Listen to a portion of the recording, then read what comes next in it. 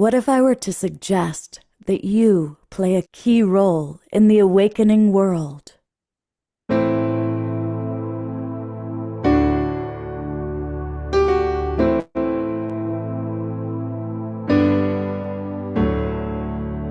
that you are watching this because you have heard the call.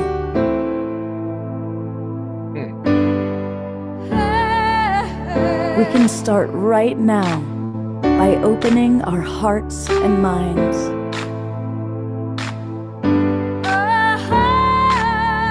Welcome to the awakening world.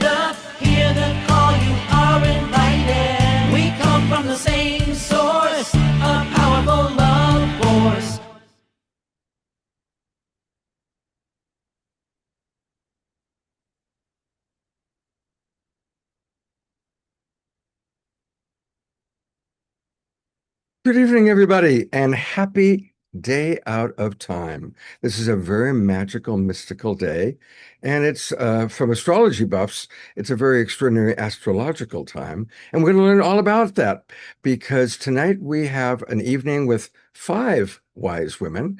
And in no particular order, one of those wise women is Rihanna Skywalker, who is here to share with us all about what is going on with a Mayan calendar, day out of time, maybe a little astrology.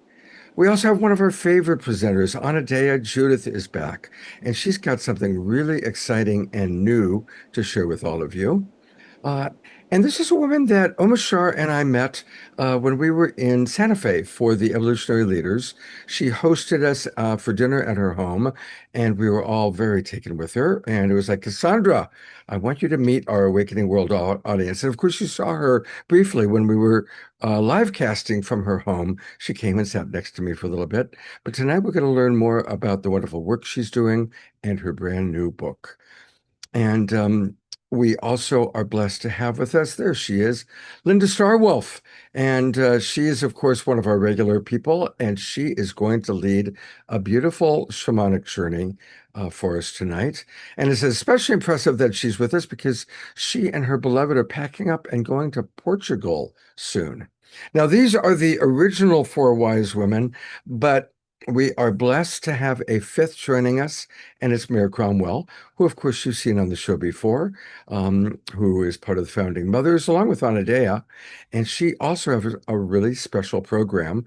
I saw that she was doing something tomorrow, and I said, well, we got to let our audience know about that. So here we are.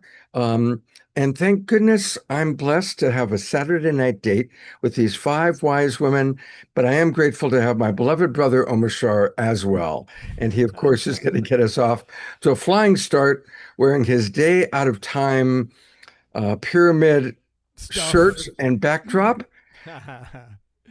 Yes, indeed, and welcome, welcome. I love days out of time because I feel that I do not have to do anything, and that is very, very cool. So welcome, everybody.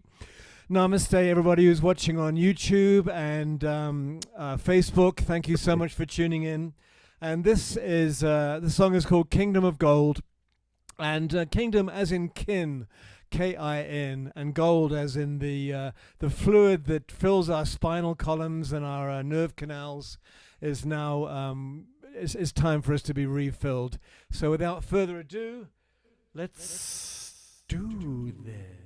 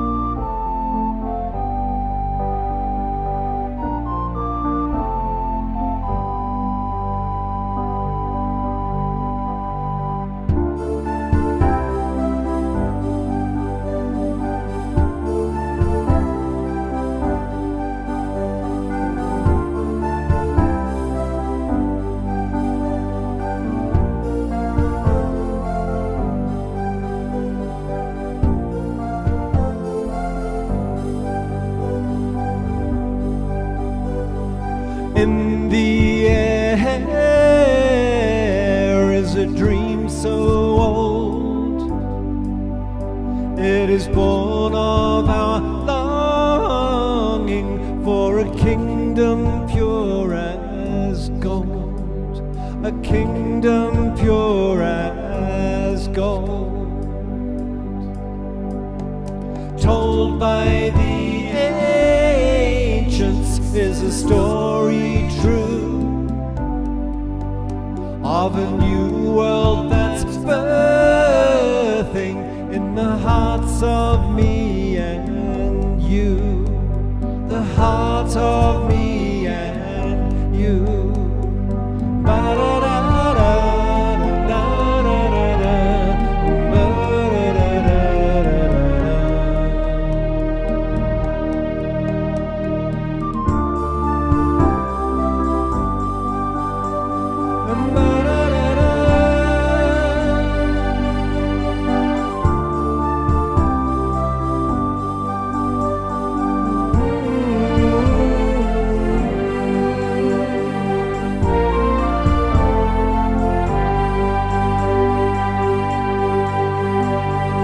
Echoes of Eden and the Holy Grail,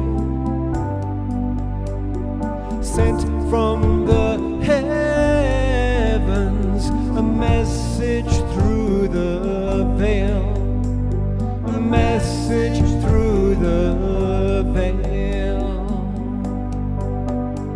And so come all ye who are cold and lost to a new way of being and a kingdom pure as gold, a kingdom pure as gold.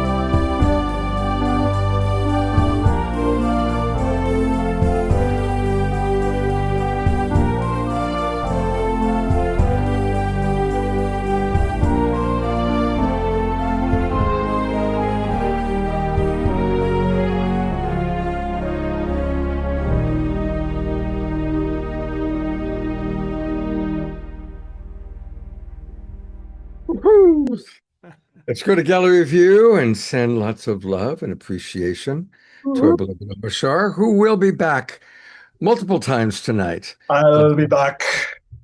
I got to ask you, tell us a little bit about the origin of that song.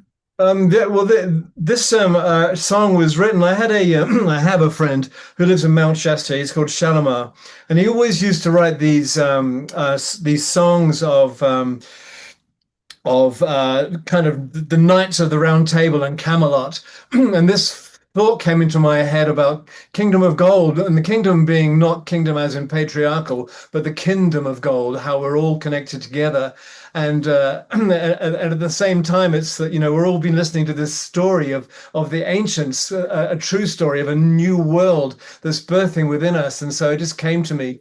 And at the end of each verse, there's the line is repeated. It's an old kind of a style of writing. And so this gentleman inspired in me this style of writing, and this is what came out: echoes of Eden and the Holy Grail, sent from the heavens, a message through the veil. So come all ye who are cold and lost to a new way of being, a kingdom pure as gold. And so the kingdom is the kingdom within, as we know, and just so that it's not wrapped up in patriarchy, it's the kingdom. We're all kin. There's only one of us here in many forms. And so that is a short version, Scott. Well, I was wondering because it does have a very kind of magical, mystical, lyrical quality to it. It is, yeah, it is. It's kind of awesome. In the air is a dream so old, and so it was written with the thought of Camelot and how everybody at that time, everybody. I'm summating something that I don't even really know about except in lore. How we were all serving each other because we are here to serve, and of course, if you live in Hawaii, you're here to surf, and so. Anyway, All Dividend, right. exactly. Thank All you. right. All Thank you, right, see you in a Anisha. little while. I love you. Love you too. It is my pleasure to bring up the first of our wise women, and many of you know her. She was coming on the show way back in the Saturday Night Alive with the Global Peace Tribe days. And of course, this is Anadea Judith. She's the author of many best-selling books, including Wheels of Life. You know, Anadea, I had Wheels of Life decades ago. It was, and it always stood out because it was a big book, so it stood out on the bookshelf. Um, It's uh, almost 40 years that it's been out. Next year will be 40 years. 40 years. Wow. And it really is one of the classics of our New Thought tribe. It's right in between Seth Speaks and Autobiography of a Yogi. Um, Wow. She is best known for her groundbreaking work with the chakras, which is, of course, what Wheels of Life were all about. She also wrote Eastern Body, Western Mind, which is a very important book. And she travels all over the world. She's, of course, dedicated to personal and global transformation.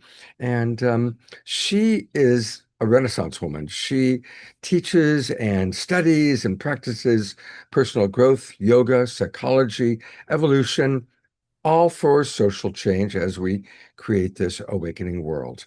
Her students have spanned, get this, over 163 countries, and her books are in 28 languages. And she works very prominently with women's issues. So, welcome, Anadea, back to the awakening world. Thank you, Scott. It's so great to be here again and be in your wonderful presence. You are such a great host. I just love the sound of your voice and the way you manage all this. It's really inspiring and inspiring to work with you and the evolutionary leaders and all the things we're up to. And thank you, everyone, for showing up on this Saturday night. And I'm really honored to be here and be able to speak in this day out of time. I didn't know that it was a day out of time. That was great. And we're going to kind of span past, present, and future to be out of time, looking at archetypes of women's leadership. And I've been thinking about this all my life. I, came along the priestess path again about 40 years ago. I was ordained in 1985 and started studying, herstory, what happened before patriarchy came along, and began studying women's archetypes and worked with them in my private practice and worked with them in my workshops. And especially, as I looked at politics and way back when Hillary Clinton was running and all the comments about her hem or her hair or how hard it was for a woman to step into a kind of global leadership role. And I realized that women lead differently than men, and they need different archetypes to guide them. And so many women shy away from leadership because it has this masculine overtone, and they say, well, I'm not that. And so they shy away from leadership altogether. So I'm going to show little slides and just put this in a context, and then I'm going to take you through these archetypes that I created in my She Rises archetype card deck and how I use those. So let me share here.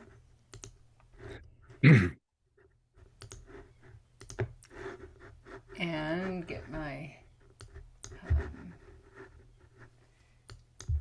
oops, just a second here. There we go. Seeing this okay? Yes, we do. So when I did this, I called it She Rises, Awakening Our Female Archetypes of Leadership. And then I wanted to take it into a movement, like a movement of women waking up to these archetypal possibilities, waking up the superpowers within themselves. So igniting a global movement of women's empowerment and leadership. And then I took that into the Founding Mothers movement and was working with other women in that who are standing for women's rights and peace and trying to make a global movement of women rising up into their power and bringing balance to this world. So I don't think I need to belabor the point to this audience that we are at a crucial evolutionary turning point. And I think we all know that. And it's very complex. And the values of achievement and dominance and certainty and production, they are largely masculine values. They've shaped our governments, our institutions, and we take them for granted. And they've given us many good things, the highways and the airports and computers and many, many things. In fact, sometimes I say, you know, men have a thing and women have a place, and men have given us a world of marvelous, marvelous things. But in the process, they've trashed the place. And we need to kind of bring the place as sacred and bring that into a partnership. So a lot of these values are out of balance with the more feminine values of cooperation and compassion and creativity and a different kind of leadership that isn't always leading from in front with all the answers, sometimes leading from behind by getting the whole group to get together and making sure that everyone is participating. So without leadership of a feminine nature, women will have little influence over the world's transformation. And even though women have come a long way in the job market and in recognition and coming into different areas of the world, they haven't made a lot of progress in leadership. But without women in leadership, these values are unlikely to change. So women lead differently than men, and they need different archetypes to guide them. If we're to hold up half the sky, we got to break through that glass ceiling to reach the sky.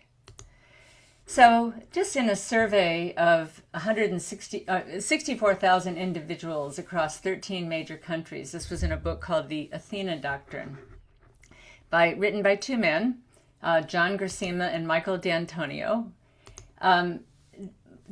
Over two-thirds of those, agreed that the world would be better off if we had more feminine leadership or leadership from more feminine values. And yet, even though two-thirds of the world, and this was 13 countries, Japan, United States, South American countries, European countries, yet women make up 54.3% of the workforce, but only 35% of leadership positions.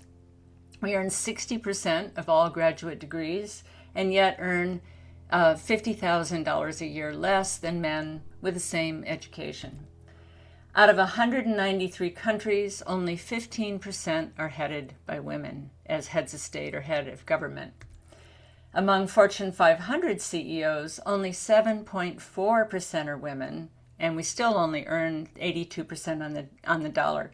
And you know, they've found among CEOs, when there are more women in either the board of directors or as presidents or heads of company, the companies have they make better stock performance, they have less turnover in their employees, they have more people being happy working where they are, they make more money. So that really the statistics are showing that women contribute something to, you know, what these companies are about. Even though those are sort of masculine values, they still contribute to this in really profound ways.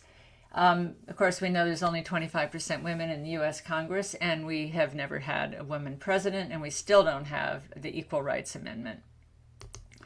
So I began asking, you know, how can we help women awaken the superpowers that are found in their natural styles of leadership, ways that women naturally are leading, and to understand that as leadership? How do we reclaim the forms of leadership that were once, and this is where we go into the past, highly respected, such as the healer, the midwife, the oracle, or the priestess? And I will talk about some of those later. How do we bring more honor to women in the roles of mothers and teachers and performers that are doing a kind of leadership? How do we honor that more? How do we empower emerging archetypes that are coming, not ancient ones, but ones that are coming, like the activist? 60% of activists are women. The trailblazer, the benefactress. Now that women are starting to come into money, what do they do with that money? They help spread it around. Or the stateswomen, the women holding political office. And how do we support women's needed contribution to the global conversation about who we are, where we're going, and how we get there? So I created this set of archetype cards, 38 archetypes of women's leadership, and they're like a greeting card. You open it up. In fact, I can show one here. And there's a poem that is the archetype speaking directly in the I voice. There is the she section, which tells you about that archetype. And there is the you section that is when you want to work with this archetype, it is asking you to open your heart, get grounded, whatever that archetype is asking. So I'm going to take you through these, and they go in a certain order, starting with a simplicity where women's focus might be singular, and then into more complexity as women get older in their life and deal with more complexity. And so we begin with the spinner. In Greek mythology, there is the spinner, the weaver, and the cutter, the three sisters or the three fates. The spinner is the one who begins everything. And in the card, I say that, maybe the universe didn't start with a masculine big bang, but with a slender, tender thread of an idea. And this is the idea that comes down into our consciousness that is the very, very beginning of something. And then it spins its way into manifestation. And women take these ideas and they are always spinning. The spinner was definitely an ancient women's archetype. And what do we think about when we're spinning? We're creating. Life begins with a slender thread that is our core. And then the next one, of course, is the mother, because everything comes from the mother. And each of these cards has a verb, I nurture. And the mother is the source of everything for women and the first leader that we all knew. She taught us how to eat, and she taught us how to sit up, and she taught us our manners, and she taught us how to play with our friends, and she taught us how to be in the world. She was the first leader we ever knew. And of course, we don't have a mother without a midwife. The midwife was always someone who brought life into the world. And this card I see not so much as a physical midwife who is birthing babies, but as the woman who is, her form of leadership is helping others bring something into being that they're trying to give birth to. She might work as a coach who is helping someone birth a business. She might be a counselor who is helping them birth a healthy relationship. She is someone who is helping others bring something into being, and she delivers. And of course, once the mother has both boy babies and girl babies, and here we're talking about feminine archetypes, then the girl baby starts to grow up and becomes the maiden. Now, the maiden, mother, and crone are a sacred trinity. And the maiden is the promise. She is the freshness. She is the unsullied innocence that has the fresh ideas and the power of the untapped feminine. And in our culture, she's not very protected, but she has a power. The young women have a power and a way of looking at things that we need to listen to and entertain. Now, it's not long before the maiden becomes the lover, because she is beautiful and she falls in love, and the lover is the cherishing. It is the lover in the sexual way, in the romantic way, but also in the more profound way of cherishing, of caring, of partnering, of bringing love to the world.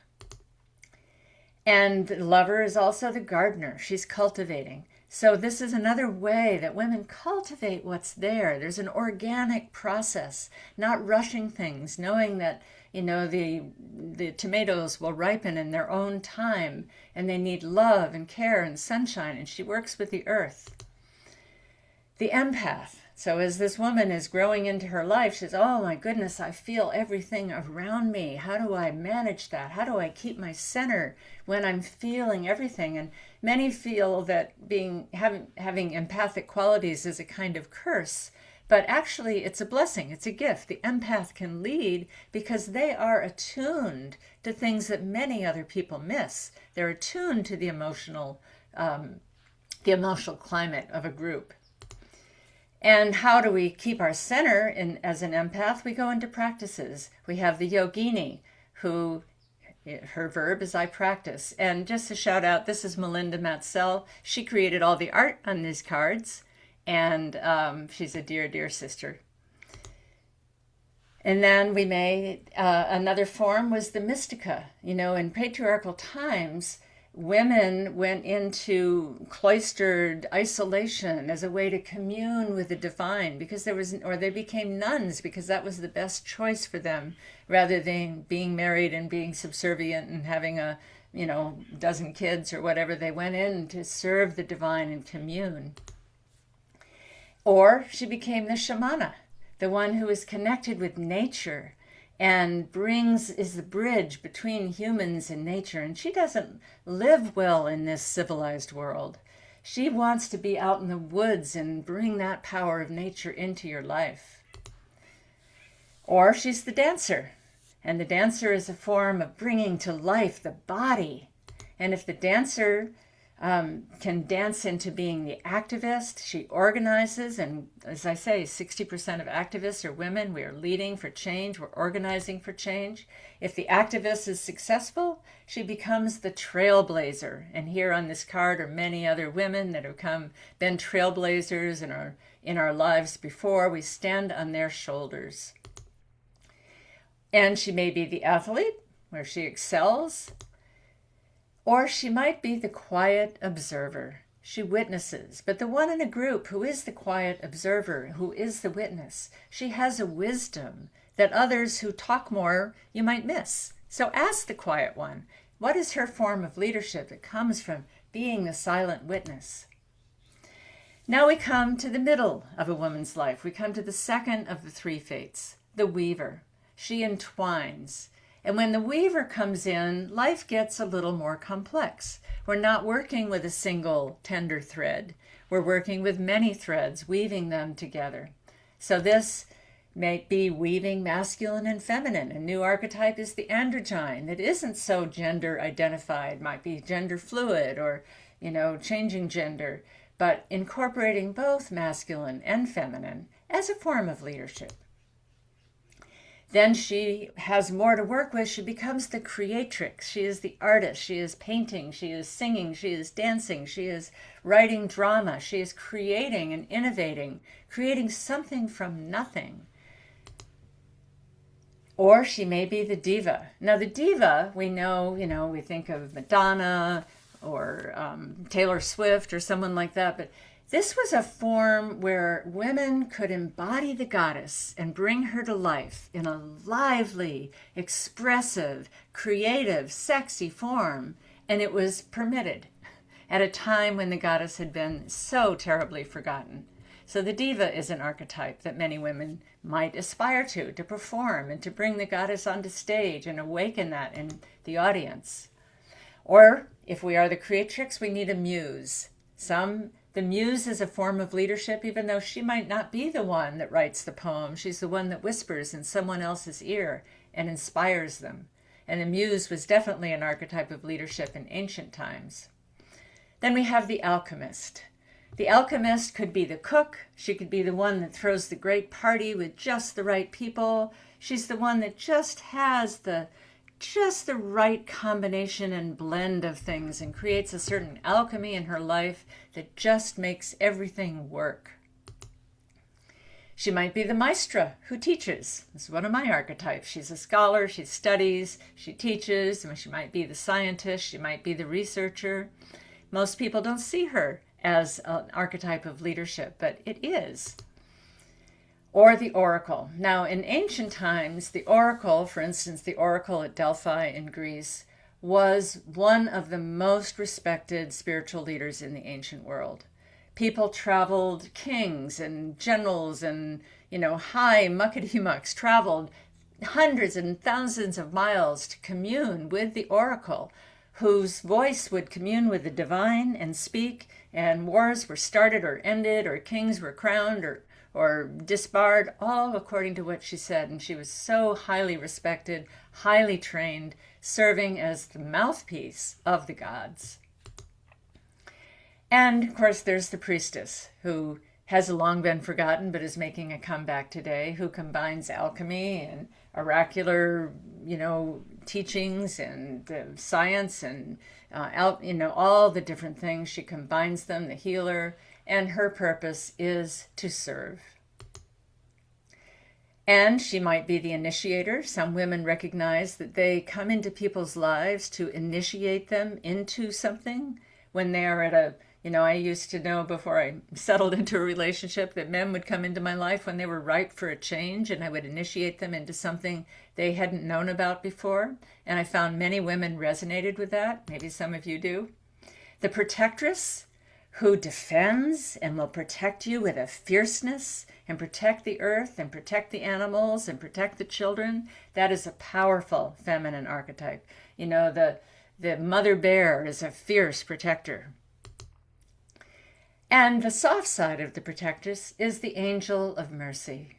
She cares. She is the soft balm of forgiveness, of tenderness, of saying it's okay. When you're in pain, she brings easing of that pain. She brings a way out of it. She brings teaching. She comes with a gentleness, with her gentle feathers.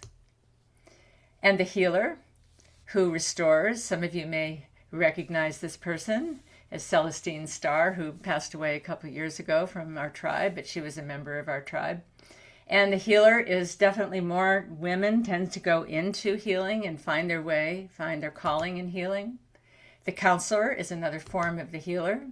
The peacemaker, and we find that when women are part of a peacemaking process, the peace is more accepted by the people, it lasts longer, and women can serve an important role in making peace, but very rarely are they allowed to be on any boards talking about peace treaties. There's only been one that signed an international peace treaty, Miriam Colonna Ferrer from the Philippines, and has ever signed an international peace. We're just not allowed. But when it is, like in the troubles in Ireland, when the women got involved, they found peace between the Catholics and the Protestants.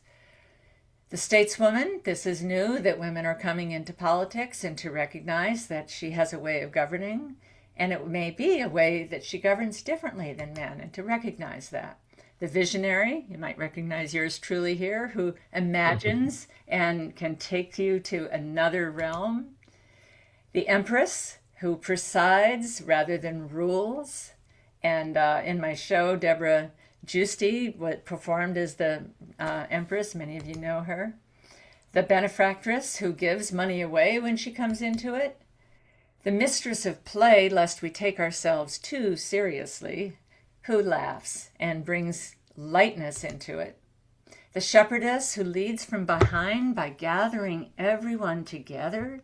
Instead of leading from the front, she makes sure that that student has his homework, or everyone gets the meeting notes, or everyone gets the phone call to make sure they're included. And so she leads from behind. The crone, who is the third of the maiden mother crone, she leads from wisdom. She knows because she's lived it all. And then finally, the cutter, who completes. The spinner, the weaver, and the cutter.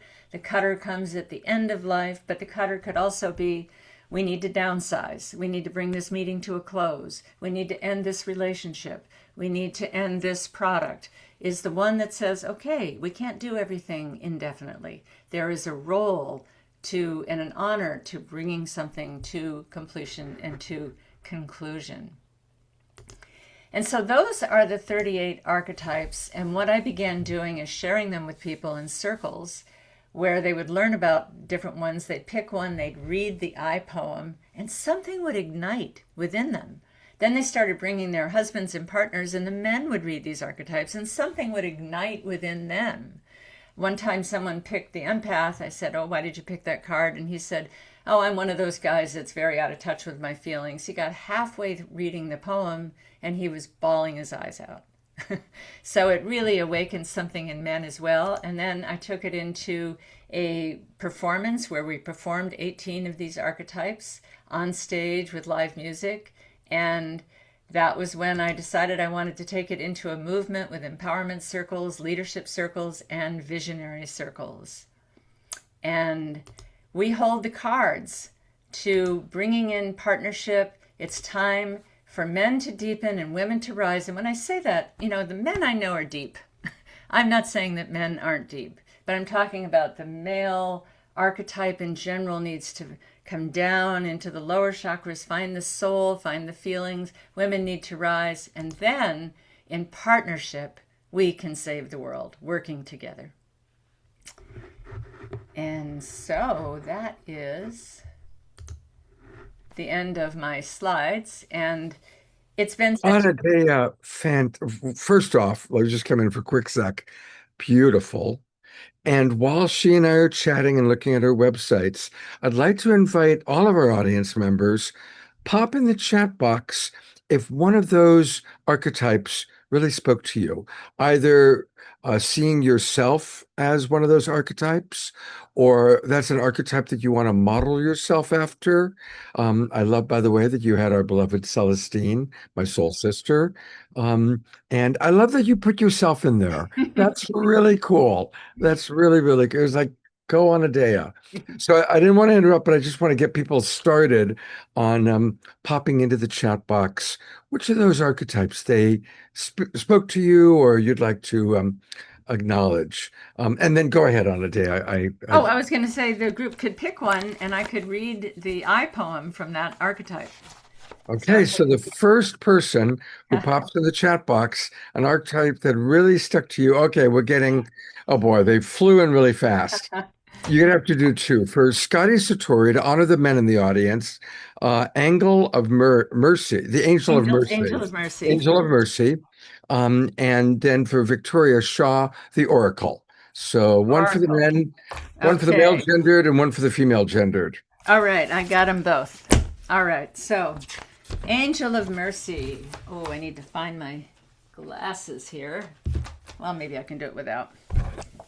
I am the Angel of Mercy. My essence is compassion. No suffering is too great for my healing touch. No sin too egregious for my redemption. Through me, hope is renewed. I am the infinite grace that appears when your efforts have been exhausted, when your limits have been reached. When life is cruel, I bring gentleness. When life is hard, I bring softness. I come to you in your deepest suffering. I appear in the depths of your darkest night. I come to you when you have fallen to your knees in despair, for it is only then that your soul cracks open enough to receive me. I am the balm of forgiveness. I am the caress of tender care. My currency is kindness, my wings the feathers that give flight to your heavy heart. When you have lost your way, I carry you in my tender arms, asking nothing in return. I am here to demonstrate the infinite power of love. Beautiful. And before you read the oracle, it just so happens that if we take a look at her website, which is sherisesmovement.com, there is the oracle second to the left, and there's the Angel of Mercy. So there are the two cards that we're looking at. And Scotty, may the Angel of Mercy bless you with maximum grace and radical healing. So we're going to go back so we can just see the cards. There's the oracle that's going to go next on the far left, Angel of Mercy, 3 over. And this one's a little shorter, so. Okay, let's hear what the oracle. I am the oracle. I am the voice of truth, the mouthpiece of the gods. I do not belong to myself, but to those I serve. I am priestess to Apollo, to Rhea, to Gaia. I am prophetess at the oracle at Delphi. The Aquashani of India, whose voice is the sky. I am the Babalawa of the Yoruba. I am the voice of the divine. Do not seek me unless you are willing to hear the truth. Do not take my words if you are not willing to abide by them. Do not implore my guidance if you know not for what you are seeking. I am the gateway to wisdom, the voice of truth rattling within your soul. My answers are already written within you. I am the oracle. I know your future. Consult me if you dare. I am the gateway to your destiny. Wow. Beautiful. Um, well, we've already gone way over, but it was I'm so afraid we have. fascinating. So I'm going to go to a couple of websites actually.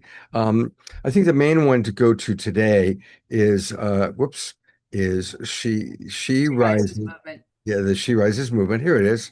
Are we seeing that? Um, Yes, we it's are. sherises.movement.com.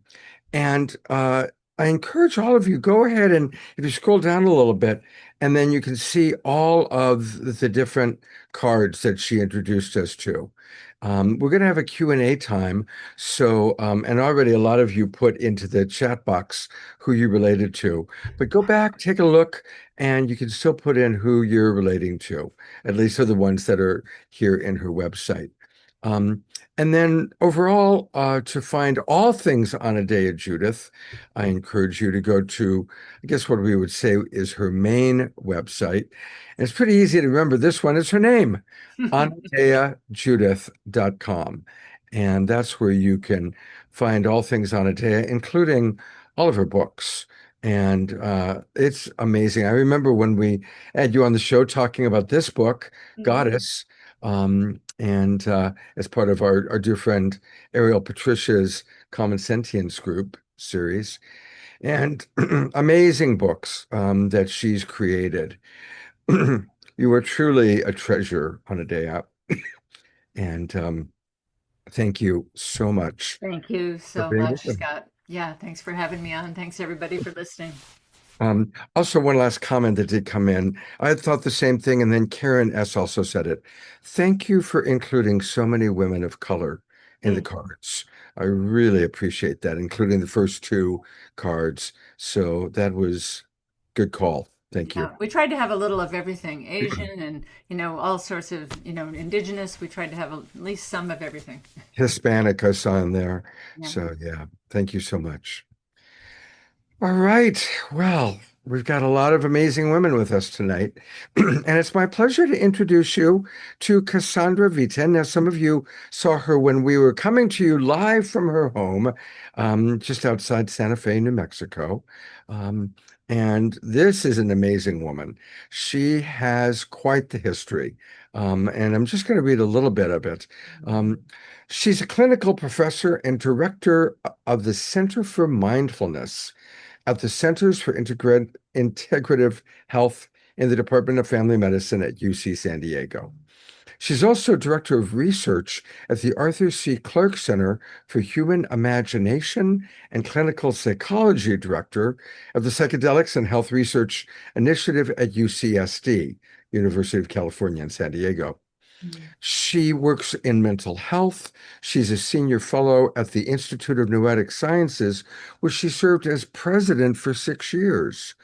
Her research has focused on spirituality and health, transformative experiences and practices, the development of mindfulness-based interventions for emotional well-being, and development of media technologies to inspire awe. I love what I'm reading. It's a lot. And and I think we're going to talk a little bit about all of that. And she's also the author of the forthcoming book, Imagine That: How to Transform How You Think, Feel, and Live with the Science of Imagination. So welcome back to the Awakening World, and it's good to Thank have you with you. us. It's so good to see everybody. Thank you so much for having me. And Anadea, it's wonderful to see you. I was so glad that we were going to see each other. And I'm really looking forward to, I think we're going to do some experientials in our imagination later in the evening. So I'm so excited about that. I'm on for it. Great. Boy, I have so many questions for you because you have such a wide spectrum of experience. Mm. But let's start with imagination. And I know that Albert Einstein spoke so much about imagination. So, what are some tools you can offer to our audience of how to open up and cultivate our imagination? Well, gosh, you know, First of all, it's been so amazing to be able to spend so much of my career investigating the inner world. And my purpose in life is to shift people's perspectives so that they can see new possibilities that allow them to be kinder to themselves, others, and the planet. And so that's been a through line among all of my different chapters and all the different hats I wear.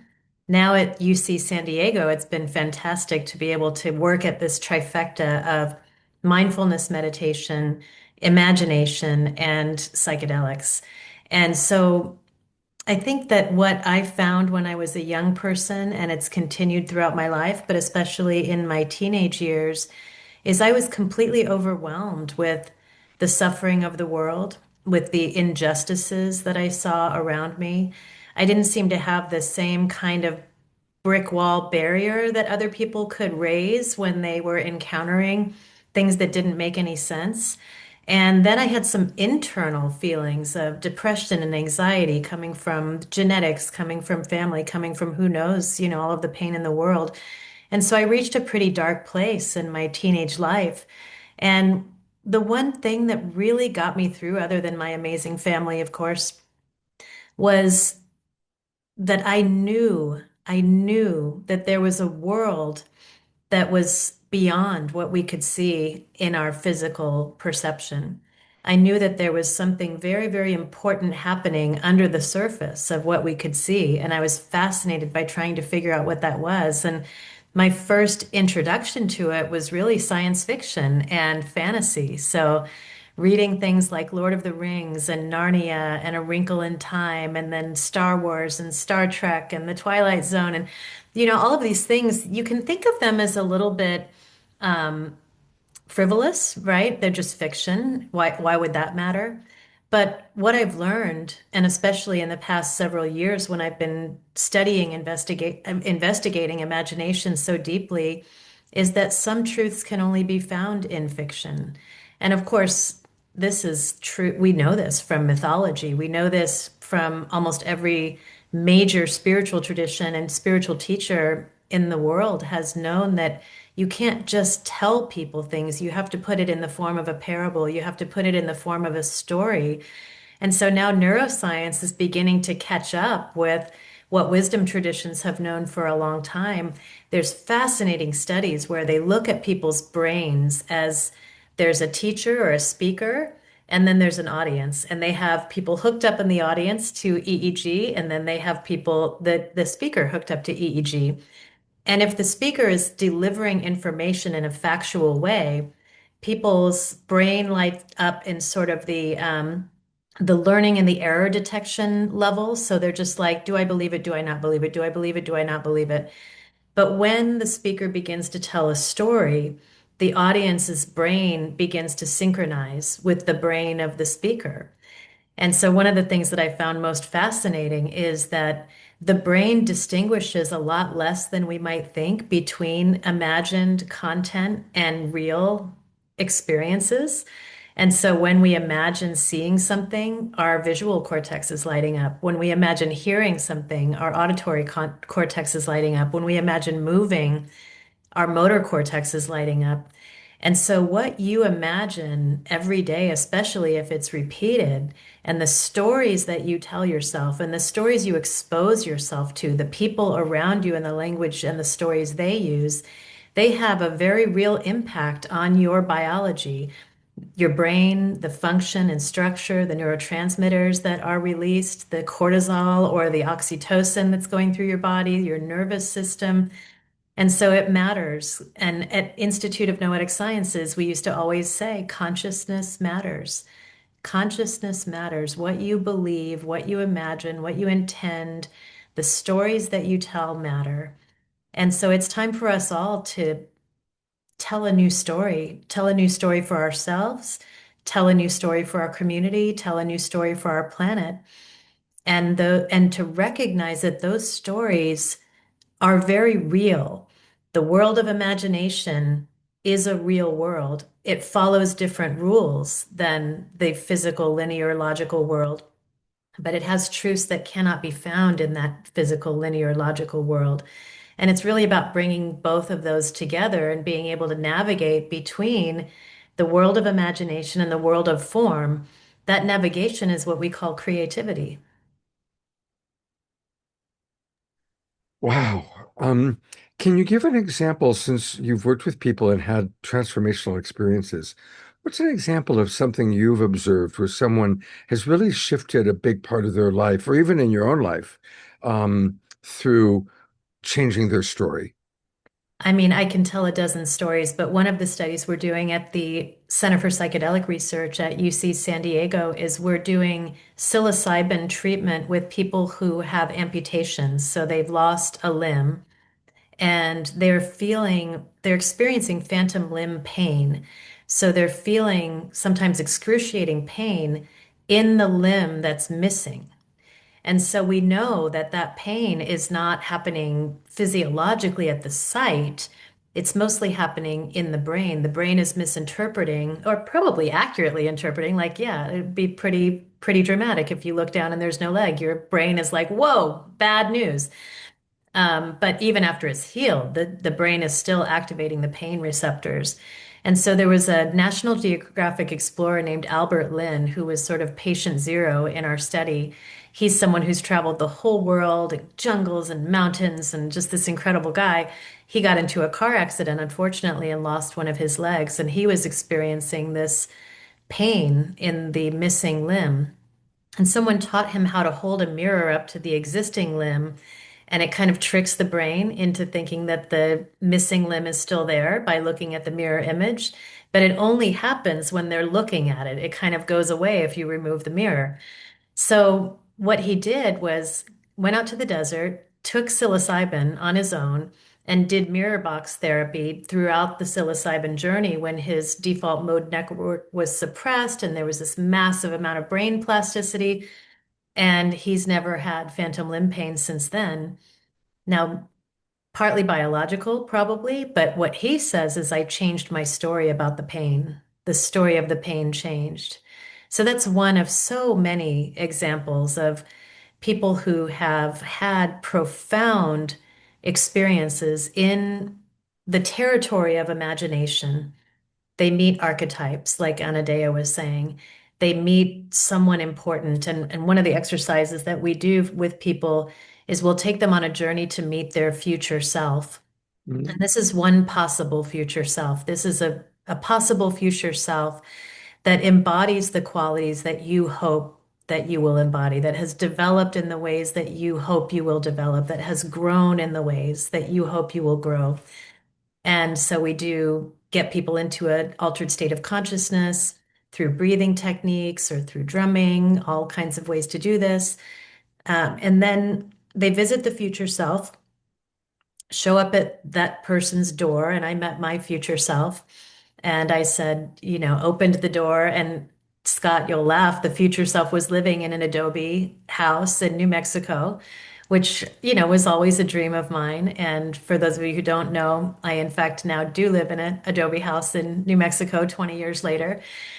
But she was exuding this peace and contentment and authenticity and genuineness an earthiness and joy in life. And I got to ask her a lot of questions about what were the most important things she did to get to where she was and what did she want me to know.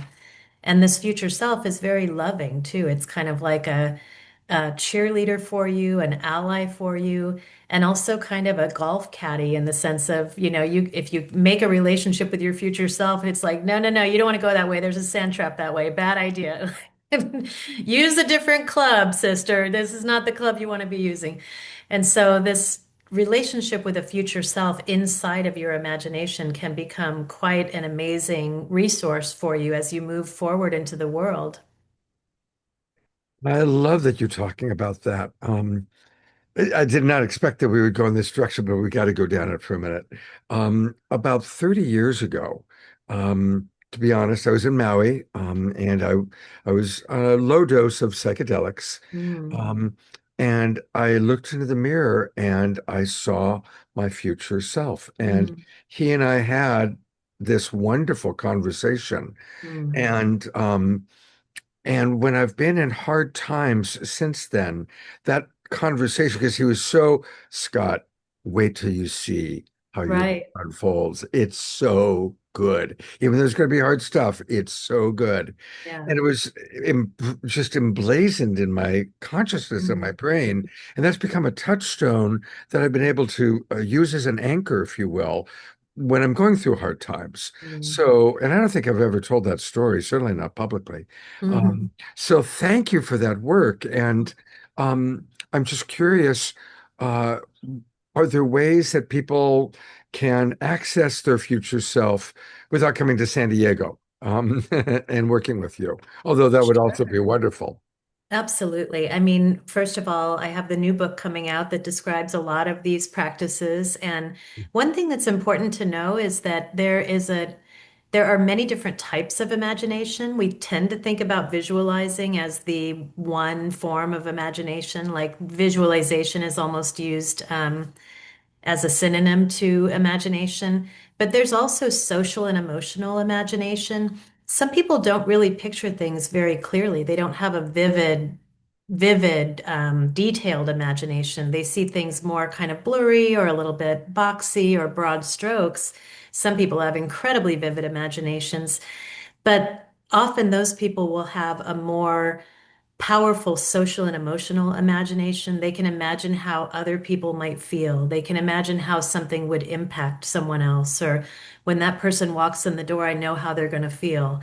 You know, that emotional, social, interactive with others' imagination. And so you might be one of those people, even if you're not a great visualizer. And then there's cognitive narrative imagination. Sometimes people really do it more in words than they do it in pictures or feelings. There's somatic imagination, there's taste imagination, gustatory imagination. You think like chefs are probably pretty good gustatory imaginers. So we identified about 65 different types of imagination. So we call it the neurodiversity of imagination. And so one thing you can do is go to our website at imagination.ucsd.edu/profile, and you can take a quiz. And first of all, you'll become a citizen science and help us understand more about people's imaginations and how they work. But you'll also get a feedback on your imagination and you'll get your sort of imagination type. And then you can look into it and say, well, maybe I want to do some things that are uh, training my imagination to be more vivid or to be more detailed or to be more social and emotional. Or you might just say, okay, if that's the type of imaginer I am, I'm just going to leverage my strengths because, I've got some strengths.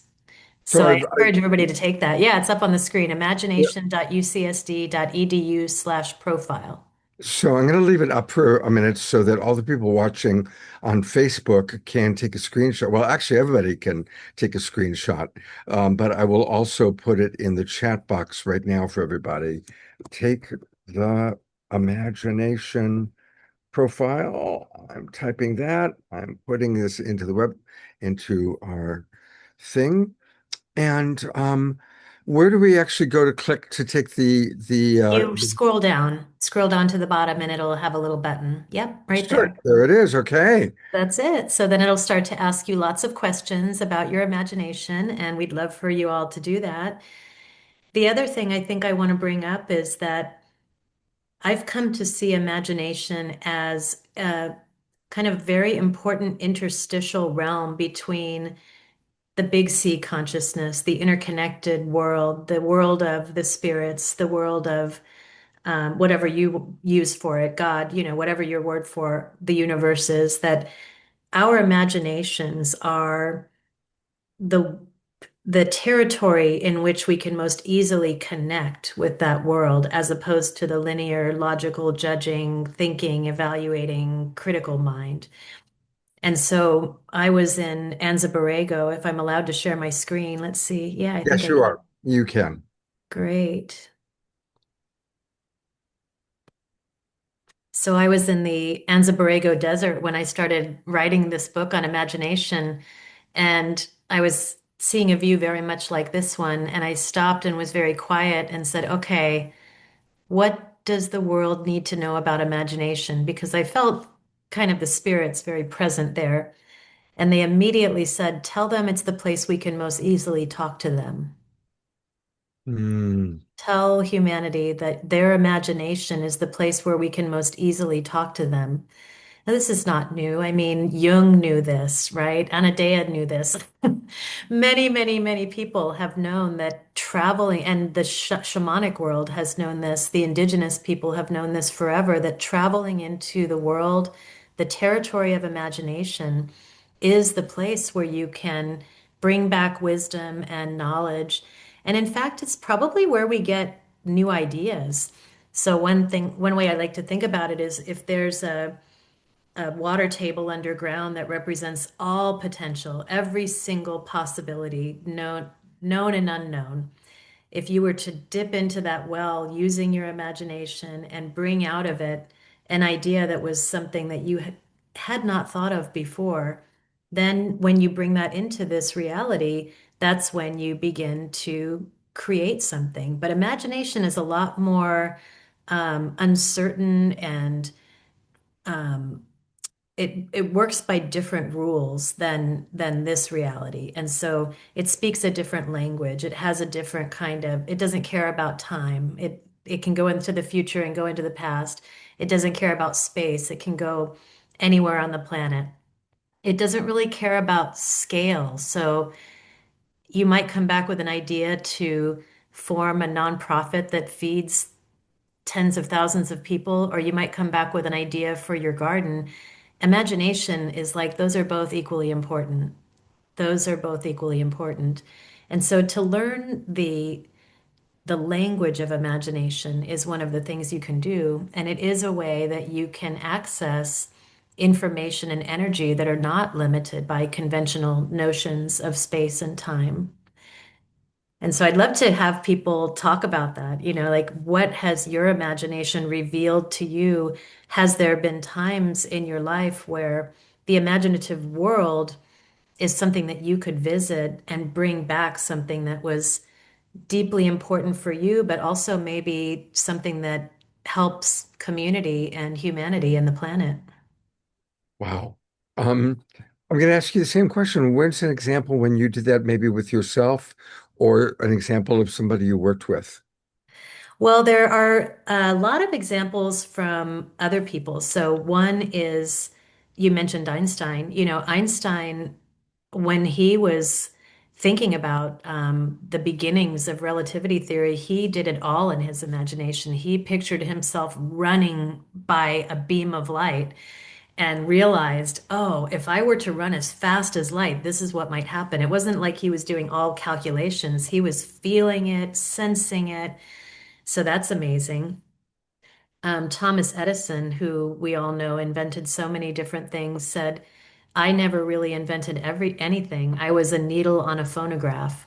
And what he said Wow. is he would just work on opening himself to the vast array of possibilities, knowing that he needed to get into a sort of hypnagogic state between waking and sleeping. And some of those early folks would even, I think it was him or maybe it was Benjamin Franklin, who would sit in a chair and hold two brass or steel spheres in his hand. And he'd wait until he was about to fall asleep, and then he'd drop the spheres when he fell asleep, and that would wake him up because he wanted to catch the ideas he was having between waking and sleeping. Oh, wow. Another example of that is Bob Dylan. When someone asked, how do you write so many songs? He says, I don't write them. I just write them down. I love that. That's a great one. Isn't that a Yes, good one? yes. Yeah, yeah. Yeah. So, oh my gosh. All right, now your book comes out actually August 11th. Yes, yeah. And I'm going to actually bring up for a minute, and I'm going to put this into the chat box, but there's a really wonderful, oh, well, here, let me pull it up and you guys will see what I'm talking about. I'm excited about this. I got this from when you emailed me. So here's her book. It's called Imagine That, Transform How You Think, Feel, and Live with the Science of Imagination. What's wonderful is we a few weeks ago had a show with Dr. Larry on the Mm, science of creating miracles. Here's the mm, science of imagination. And I bet there's a mm. lot of dovetails between those two. Um, Yeah. The book is written in three sections, and the first is the science of imagination. The second is the power of imagination, giving specific practices for how you can train your imagination. And then the third is the magic of imagination, where we talk about shamanism and psychedelics and religious imagination and consciousness. Beautiful, beautiful. I'm going to put this into the chat box so people can check it out. And what's the best way for people to pre-order your book?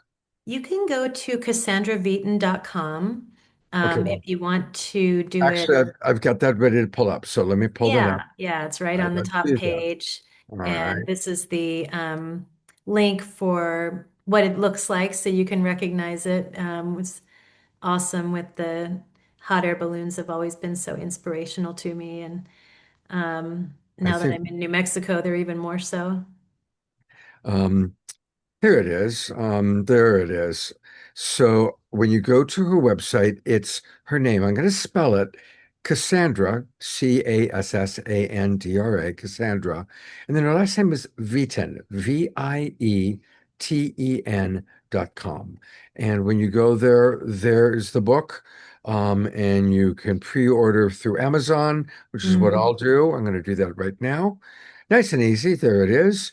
I'm going to pre-order with one click. I love that. Aw, thanks, Scott. Absolutely. Um, let's see, where's my card here? And it's so easy when Amazon makes it very easy, which I Mm. appreciate, except Mm. for oh, how come it's not in the cart? Hmm. Well, I'll go back and I'll figure that out. All right. Um, but please stick around. I've noticed a lot of comments have come into the chat box. You might want to check that out. And Mhm. then, of course, we're going to have a wonderful roundtable Q&A. But we still have more wonderful, wise women to meet. Tonight's going to be a wonderful and a slightly long show. Maybe have some green tea. And thank you, Cassandra, so much. Thanks for having me. Absolutely. Whew. Wow. Well, you've heard us referencing it's the day out of time. And that's we did some of you that are old timers will remember we did an entire show. I think it was our first or second year of Saturday Night Alive for the Global Peace Tribe. We did an entire show on the day out of time. And it was really a powerful show, really, really good. And so it's something I've been aware of going all the way back. And I am really grateful that Rihanna Skywalker is with us. And she, of course, has been on the show before. She was on fairly recently. And she is my go-to person for all things Mayan calendar, mystical, astrological. Um, I just find she brings a wonderful wisdom to it. She also creates beautiful, beautiful cards. And she also has an incredible voice. And I could listen to her reading the phone book, and it would be interesting to me. So, welcome, Rihanna, back to the Awakening World. And Wonderful tell to be us, here. and what wonderful, wise women you are in company with What tonight. an incredible beginning. And Anna Dia, I bought your books many years ago, very much an instigator on my path. I've loved your work, and I was delighted when I heard that you were going to be on tonight. So yes, Um, all very interesting and very apropos with the Mayan New Year that we will go into tomorrow. But before I go there, I'll just remind everyone that it is the day out of time and what that means. It just means New Year, and it just means that we step out of the time construct that we're in, that enslaves us a little bit, doesn't it, into this reality. The day out of time is always in the kin of the signal kin, which I am one of those kin. And those archetypes are Skywalker, my own, White Mirror, Red Skywalker, White Mirror, Blue Night, and Yellow Star. And today is Yellow resonant star. And so those archetypes are very ethereal. They sort of represent going beyond the mundane, so going into the blue night, which is the dream field and the mystery, and the skywalker is the priestess, which is the oracle, which is the bridge between heaven and earth, and mirror is seeking the truth and clarity of a higher order, a spiritual order, and then yellow star, hence why I'm always wearing the color of the day to keep attuned in with it. Yellow star represents beauty and the arts, because that is another manifestation of truth. It's the beautiful plan, it's the sacred geometry of life. And so we were invited today to awaken the consciousness, to attune to the consciousness of the artist, which kind of nicely ties into the conversation about imagination. And I'll go into that a little bit. I just looked at the etymology, because I'm always fascinated about etymology of things. So that we are the artists of our lives. That's one of the mantras of this cosmology that Jose brought through, which is an amazing channeling, I think. I've worked with this system for over 26 years, and I melded it into my astrological studies of other systems, and I work with them all together. And I fell in love with it very deeply because, as it turned out, I have an ancestor who's one of the first Mayanists. So I feel like I'm channeling him, continuing to decode the glyphs. And how I've come to see this calendar is a cipher, a tool for us to move through the veils, kind of what the Day Out of Time is asking us to do, to sort of move out of this construct and go into base or original reality, go into the divine blueprints and recharge ourselves there. I saw someone in the comments mention that it was about forgiveness, and yes, it was kind of like other indigenous cultures, and their new year is always about letting go and emptying out for the newness that was going to come, which might involve fasting and meditation and reflecting on what the year has been and any kind of atonements, etc., that need to be made. So this was a time of celebration, but also contemplation so that we could listen to the star beings that the kin of the signal kin connect us to, so that we could receive the message of spirit. And in particular, this Day Out of Time, we are currently in the wave, which is a 13-day cycle of white wind, which is carrying the archetype of the year that we're going into tomorrow. So we're going into a year which is all about receiving, channeling, listening to, in the waters of our being, in the feminine, being receptive to spirit, great spirit. So today was about becoming the consciousness of art and beauty, and remembering that we are the creators of our reality with our imagination. We are the imagination of ourselves, or the dream of ourselves. I kind of mix dream and imagination interchangeably together, because that is something that is unique to us. I believe, this forward projection of imagination that we have. Although I would like to posture the idea that perhaps our imagination is merely remembering other timelines that all concurrently exist at this time, because we are multidimensional beings. So I think that's something that's encoded into this calendar, into this cosmology. So tomorrow we will go into red galactic moon, which is a fascinating time to be going into at this time, I believe, and very beautifully connects with Anadea's presentation with those amazing female archetypes, feminine archetypes, because red moon represents the divine feminine, universal water, the feminine principle, the yin, receptivity, sensitivity, which is basically a heightened state of receptivity. And this is something that has definitely been missing in our overly yang world. And we have lost that sense of what exactly is the power of the feminine.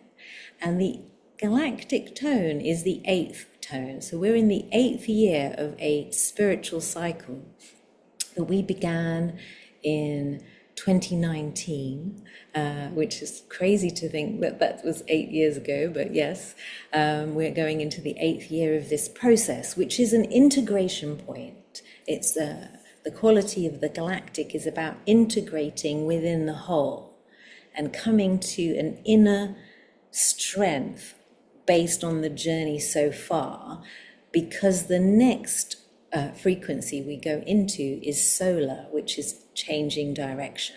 So we need to really integrate everything that's happened since 2019 on our journey. And I'll remind everyone that we are in these, everything is a fractal, and there are these cycles of time, and there's micro cycles and macro cycles, and one of the cycles in between, we're in 13-year chapters.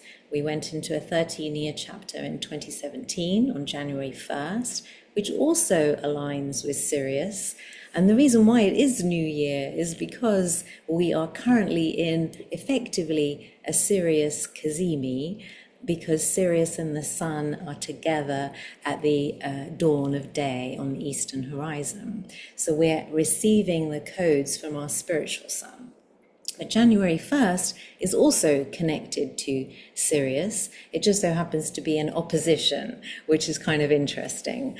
And it's Sirius in the zenith at midnight when we're partying and not connecting to our spiritual sun, a kind of inversion of this reality. So January 1st, 2017, we went into the white mirror years, which is, I call, the age of truth, which is a time of revelations, and that's why we have been in a revelation of the method. Also a spiritual age. There are two concurrent spiritual ages, the age of truth and then the age of wisdom, 2019, which we're currently going into the 8th year of. And so this is going to be an integration point. And I think it's kind of fascinating that on that journey of integration of wisdom, we're having to empower our ability to receive and be able to be open to spirit, filling our cup. So we have to empty our cup. And that includes our imagination, because our imagination has been somewhat hijacked by the bombardment of spirit imagery that we have. If you can imagine, before we had these screens and books and anything, and we'd be out in nature, we'd have a completely different palette of imagination. But now we have so many images that have been fed to us, and a lot of those images and stories have agendas to separate us from our power, and we've been filled by things that we haven't been choosing selectively to be filled by, which includes the noise of the world. And so this yin quality of red moon is really going to be an interesting one. And it's interesting looking back at Anadea's presentation and talking about leadership, and it's kind of interesting to feel into how can we be receptive and lead from receptivity to the greater picture, because that galactic energy is receiving the greater picture, how we fit into everything. So we have all of our beautiful animals here, and the fauna and flora. I was just at the hummingbird festival today, so fallen in love with hummingbirds. We fit into everything, and yet we have felt very separate from everything. And so it's this integration and receiving our place within the whole, and then being able, leading, I feel, is too yang. I think we might have to find another word. We might have to imagine another word for how it is we are going to move forward, because we are in, astrologically, totally unprecedented times, because we didn't know these planets when these positions might have been in place before, but I don't think they have been in place before. So since November last year, and taking us all the way through to today, in fact, but it will activate on the 12th with the eclipse, we have all of the major planets have moved into new positions, and the planet of imagination, Neptune, has gone back to 0 to go into Aries with Saturn. So the restructuring of our imagination, the restructuring of the dream field is there. And Uranus has gone into Gemini, which is the explosion of ideas. And we have all of these positions that have created a new template. And for us to be able to receive the energy that wants to come through this new template, I think the red moon is talking about purification. It's the water of cleansing and emptying out our cup so that we could receive something new. And what are we receiving? Because I talk about this as being a journey of remembrance. We are in the dream of forgetfulness, and we are on the journey of remembrance. And memory is water and light. Mem is water and Ori is light. And so it's in the water that the memory is held. We had that wonderful man, Dr. Emoto, who brought that into our attention, and so many wonderful people. Veda Austin is doing some wonderful work with water. And science has shown that water has instantaneous communication across time and space. And so the water is carrying the memories. And in this reality, because everything is a fractal, women are carrying the memories.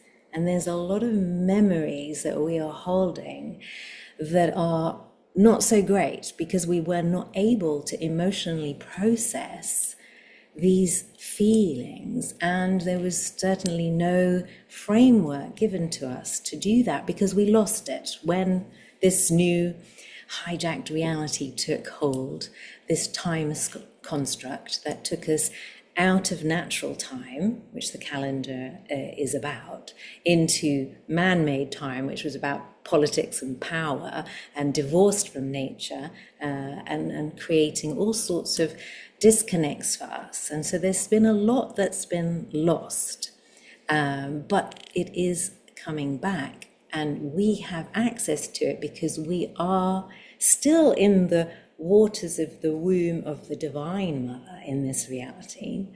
And so it's all around us and within us, but we are just having to shift our consciousness into the awareness of what is already there by slipping through the veils and having a deeper look at what is there, and being able to remember the feminine arts of releasing energy, moving energy out of matter, our physical body, by having the emotional intelligence, which is a foundational piece to having the spiritual intelligence, because it's through feeling that we really know. There's a lot that we think we know in our mind because we have a lot of information in the information age, but how can we discern if we can't feel? And how can we feel clearly if we're still carrying a lot of unprocessed feelings? So I feel like the year that we're going into is going to be a lot about remembering what this feminine quality is, restoring the feminine, women coming together to remember, just being together, because we communicate through osmosis, through the water in our body, which is why women would be gathering. And I loved that Anadea was creating these movements to gather and come together, and just be with each other and find ways to move and restructure the water in our body to be in an open state, to be receptive to Great Spirit who wants to commune with us. And this goes back a long way. Women were always seen as the conduit between matter and spirit. Obviously, we birth life into this reality, and we are remembering that we are the conduit, even though religion seems to have taken the feminine out and we took the Divine Mother out, but it's all got to come back, because we're in this age of truth and the age of wisdom. We have to reclaim the wisdom of who we are and what this reality is and why we're here. And all of it could easily align in magical ways beyond our imagination, which is why I have a fascination with the dream field and dark room retreats, where we could allow consciousness to go beyond and alight upon the memories from the ancient elders from the future, of which the signal kin are. So this is an exciting time to shift gears from yang into yin. We've been in a seed year, so there's been this sort of pressure of something new is emerging, and now it's ready to be watered with this feminine energy, this energy of receptivity, and to continue as we water, just as we would water plants, as Emoto showed us that it's really important how we structure the water that we give to those plants. So all of our creations, Spirit is still talking to us about how that should be guided into materialization, and we are the conduits. And I don't want to exclude the males, because obviously we are all masculine and feminine. We're all feminine when we're in our spiritual sense. Osho was talking about in order to be spiritual, you have to be feminine, because otherwise you cannot receive the divine. So it's really about this quality of the feminine and understanding it as a fundamental of our reality, that there are these movements of day and night, yin and yang, action and rest, inward and outward, and we've lost balance. So it's time to integrate the power of the feminine and the yin principle, and then receive the channeling from Spirit and be the conduit, so that what was seeded, already seeded, can emerge, because this new template, new cosmic template, is primed for a new reality, and we are the conduits of it. And we came to this time because obviously we're here for the worst of times and the best of times. Wow. You do such a beautiful job of describing what's happening, and thank you. Do you have any tips for how we should handle the next 24 hours or the rest of the weekend? Tips for how to get the most from this transition into a new Mayan year? Yes, I would just tune into what can I let go of? What can I release and empty out? What beliefs, what projections on the future, including all the negative ones, of course, that we have, because we're worried about everything, because we live in a world that's just made us worried about everything. What if we could just let go of all of that and just listen to Spirit move us and feel what is true. What is true when we're not plugged into all of the stories that we have been given, and when we're just in our body and we're with spirit, breathing and connecting to how we feel, and recognizing what feelings perhaps are old ones and allowing them to move through, to see what new feelings, a new felt sense might come in. And I'm sure that they would have little packets of imagination with them. Beautiful. Susan Bloomquist writes, thank you, Rihanna, for weaving this vision for us to imagine a brighter, more feminine world. And beautifully stated. And thank you again, Trina Joy, for putting into the chat box a little bit about July 25th. Um, uh, and oh yeah, beautiful. So there's beautiful comments coming in. And Awesome. Rihanna, we're going to go to your website. We're going to learn all about your offerings. And her website is MayanMystic.com. MayanMystic.com. She is an astro intuitive oracle. And I strongly encourage you to get a reading from her. You can also, by going to her website, you can download a free Mayan astrology guide. And here are some of her offerings. Tell us about what an astro-intuitive soul reading looks like, or how does one experience that? What happens? It's a deep dive with lots of modalities blended together, because I noticed that there was a repeating pattern. I'm very much about pattern recognition. I was an architectural designer, and I love to see how things are weaved together. So my understanding of it is that we designed our soul blueprints ourselves, and we've come in to incarnate through them. So when we look at these, we can remember who we are and what we came to do. So I kind of blend them together, and each one kind of has a different perspective, as they're kind of a multi-dimensional drawing of you, with different keys for you, for your life, and for this moment in time, so we can orientate. Because that's another maybe a negative factor of our imagination, is we're always like maybe far ahead or in the past and out of time, funnily enough. So when we look at the charts, we can kind of orientate like, oh, this is what the cosmic window is offering me now. And if I focus on that, I can get into the flow and not be trying to swim against the flow. So I can look at all of that and your transits and give you my interpretation and guidance. And I get a lot of downloads because I use the charts as a kind of key. Once you've asked me to look, then I kind of open into your Akash and get lots of downloads from ancestors and other things for you. And it's really beautiful.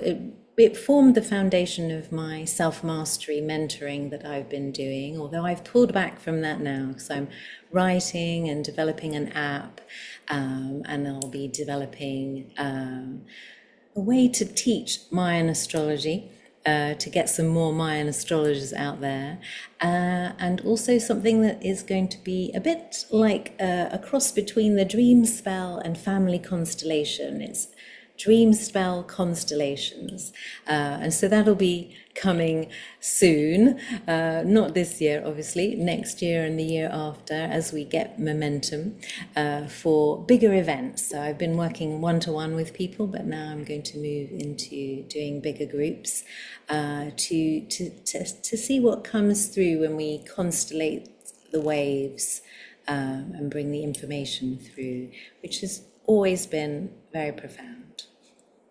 Beautiful. Well, when you're ready for that, we definitely want to have you back on the show. But for now, I definitely want to encourage people while you can, while she's still doing personal readings, she's wonderful to work with. And she also does mentoring. And of course, I heard you say that you're really wanting to support more people to learn how to teach Mayan astrology. I see one more thing here, which is sacred embodiment breath work. Now, can people do that on Zoom with you, or is it in person only? Yes, I have been doing that on Zoom. It is kind of formed the basis. I mean, on my journey, I went through my tantra and qigong, and it's been my particular path has been one of embodiment, coming into the temple within in order to connect. So I work with people to do that. So breath work is, and we're in the wave of white wind, which is all about the breath.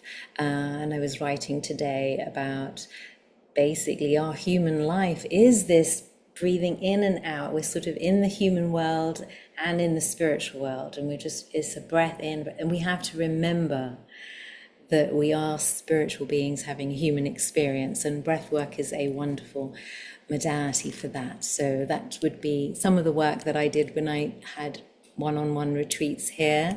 But I sometimes still do that online on Zoom, but that's when I'm working with people and mentoring them. Okay, beautiful. So, again, to find all these things, go to mayanmystic.com. You can read more about it, and then just click Contact Me, and you can reach her that way.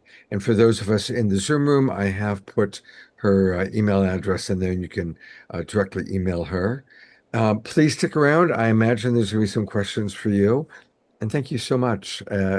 Always lovely to be here. And this is a special night. And we talked about this, and I said, it's got to be all women, because it's really important that we get into the female power and empowerment and all things feminine.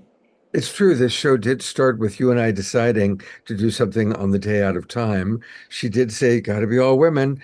Are you happy? Have I delivered? Are you happy with the women? Amazingly. It's wonderful. And we have more.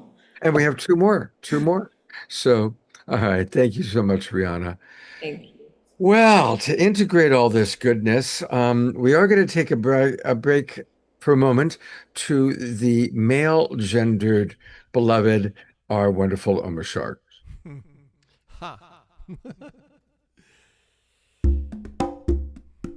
See, he's an angel also. Oh, okay.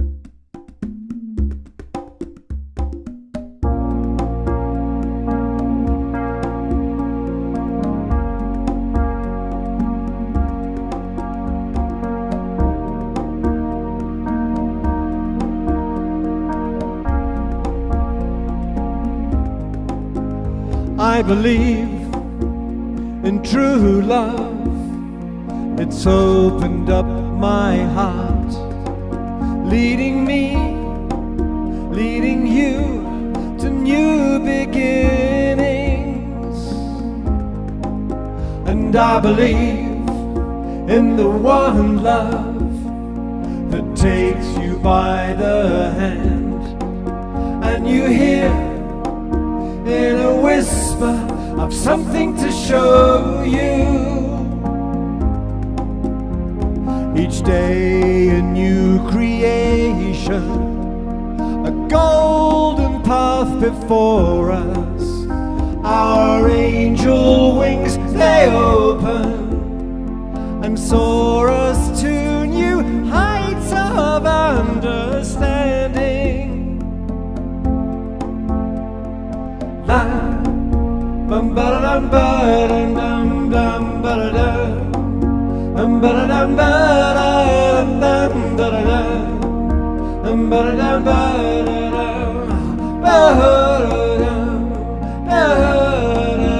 and I believe in the one voice, the spirit of our land, blowing me, blowing you home to forever. And I perceive, not so far away, a world that breathes as one. So I live for this day and no more tomorrows.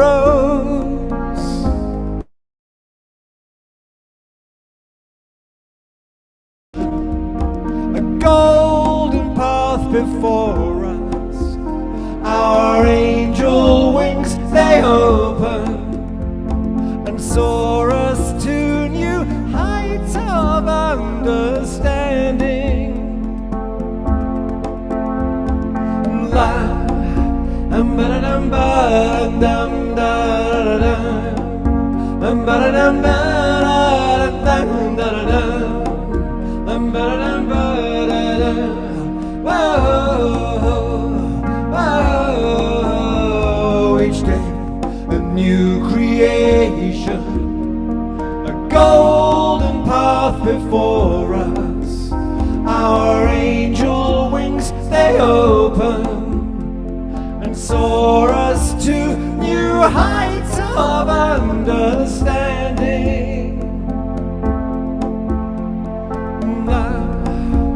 Ba-da-dum, ba-dum, bum, bum, ba-da-dum, ba-da-dum, ba-dum, ba-dum, ba-da-dum, ba-da-dum, ba-da-dum, ba-da-dum,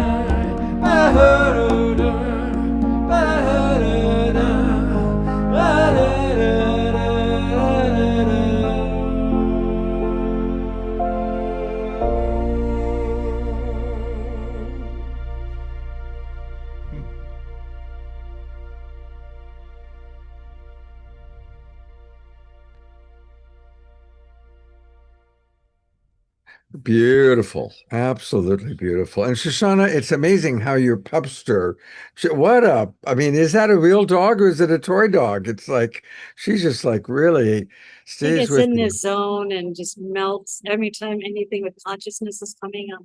Zoom, she's just blissed out with us. Beautiful to watch everybody dancing, including, of course, dog lover that I am. Shoshana, what's the name of your pupster? This one is Krista. Krista. All right. Well, Have a thank you, Krista, for bringing the animal kingdom into our awakening world. All right. Well, get ready because we've had all this wisdom come our way, but now we have a chance to really come into our bodies. Remember, we were hearing how it's all about really being embodied.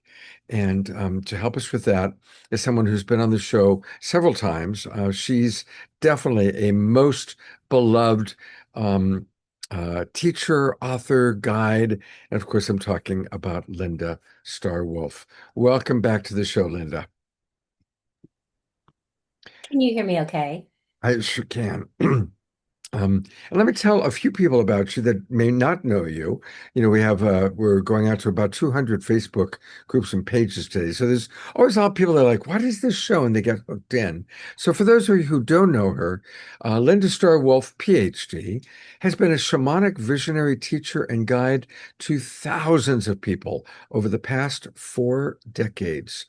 She began her career as a mental health therapist back in the 70s, later became an addictions specialist in the 80s, and for more than 30 years, she's been a nationally certified alcohol and drug counselor. Very much inspired by progressive spiritual teachers from around the world, including Ram Dass, Leonard Orr, Stanislav Grof, all of our friends, Jacqueline Small, and then she started doing breathwork training in the 1990s. And we're going to learn a little bit more about her Wolf Clan teachings. And she has a whole background, including being a spiritual granddaughter and lineage carrier. And that's when she adopted Star Wolf as her name. And this came from one of her teachers, Twyla Nietzsche, the beloved Seneca Wolf Clan grandmother. Linda has written 13 books, 13 shamanic psycho-spiritual books. And she is the creator of shamanic breathwork, which we could get a little homeopathic taste of today. And you're leaving for Portugal in just a couple of days. Wow. So thank you for being with us. Thank you for the invitation. And first, I just want to say how much I love you and just the wonderful gift that you give to this world and the wonderful people you bring on. I was in the middle of, our house is turned upside down. Our retreat center here is turned upside down. because we've got like 50 crates headed to Portugal.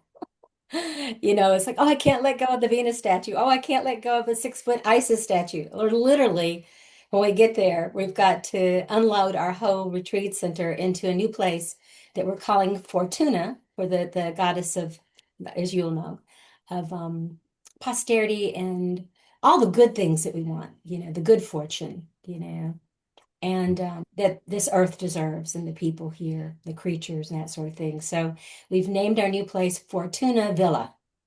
And Wow. I'm planning on you coming, Scott, for a visit and for us to broadcast from there. And of course, you'll have to bring Amashar Of and, course. and that sort of thing. But anyway, so I'm just blown away from the group today. I thought earlier, oh gosh, I really want to do this, but I'm tired. We've been packing. It's been crazy. And then I came on and heard everybody, and I was so inspired. But every person just inspired me more and more and more. So what a lineup of masterful souls. So thank Yeah. you. And Yeah. thank you, Scott, for that. Just that you are that, you're really the magician. You really are the magician. You just somehow pull out the best, I think, out of all of us. So thank you. Thank you. Oh, well, I appreciate the acknowledgement. And it is really wonderful to just have, I'm such a strong believer in the rise of the divine feminine. And it's actually interesting because on Wednesday night, a few nights ago, our show was our annual Magdalene Feast. July 22nd is the Magdalene Feast Day. So we had all these wonderful women that were presenters on the show talking about the Magdalene energy and what that's meant to them. So this is really kind of like carrying through. It's like a whole week, and then leading to the day out of time and the start of a new Mayan year.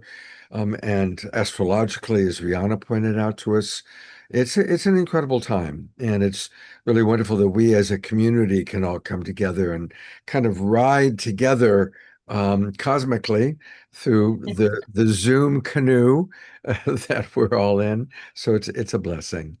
And I'm excited about what you're about to guide us through.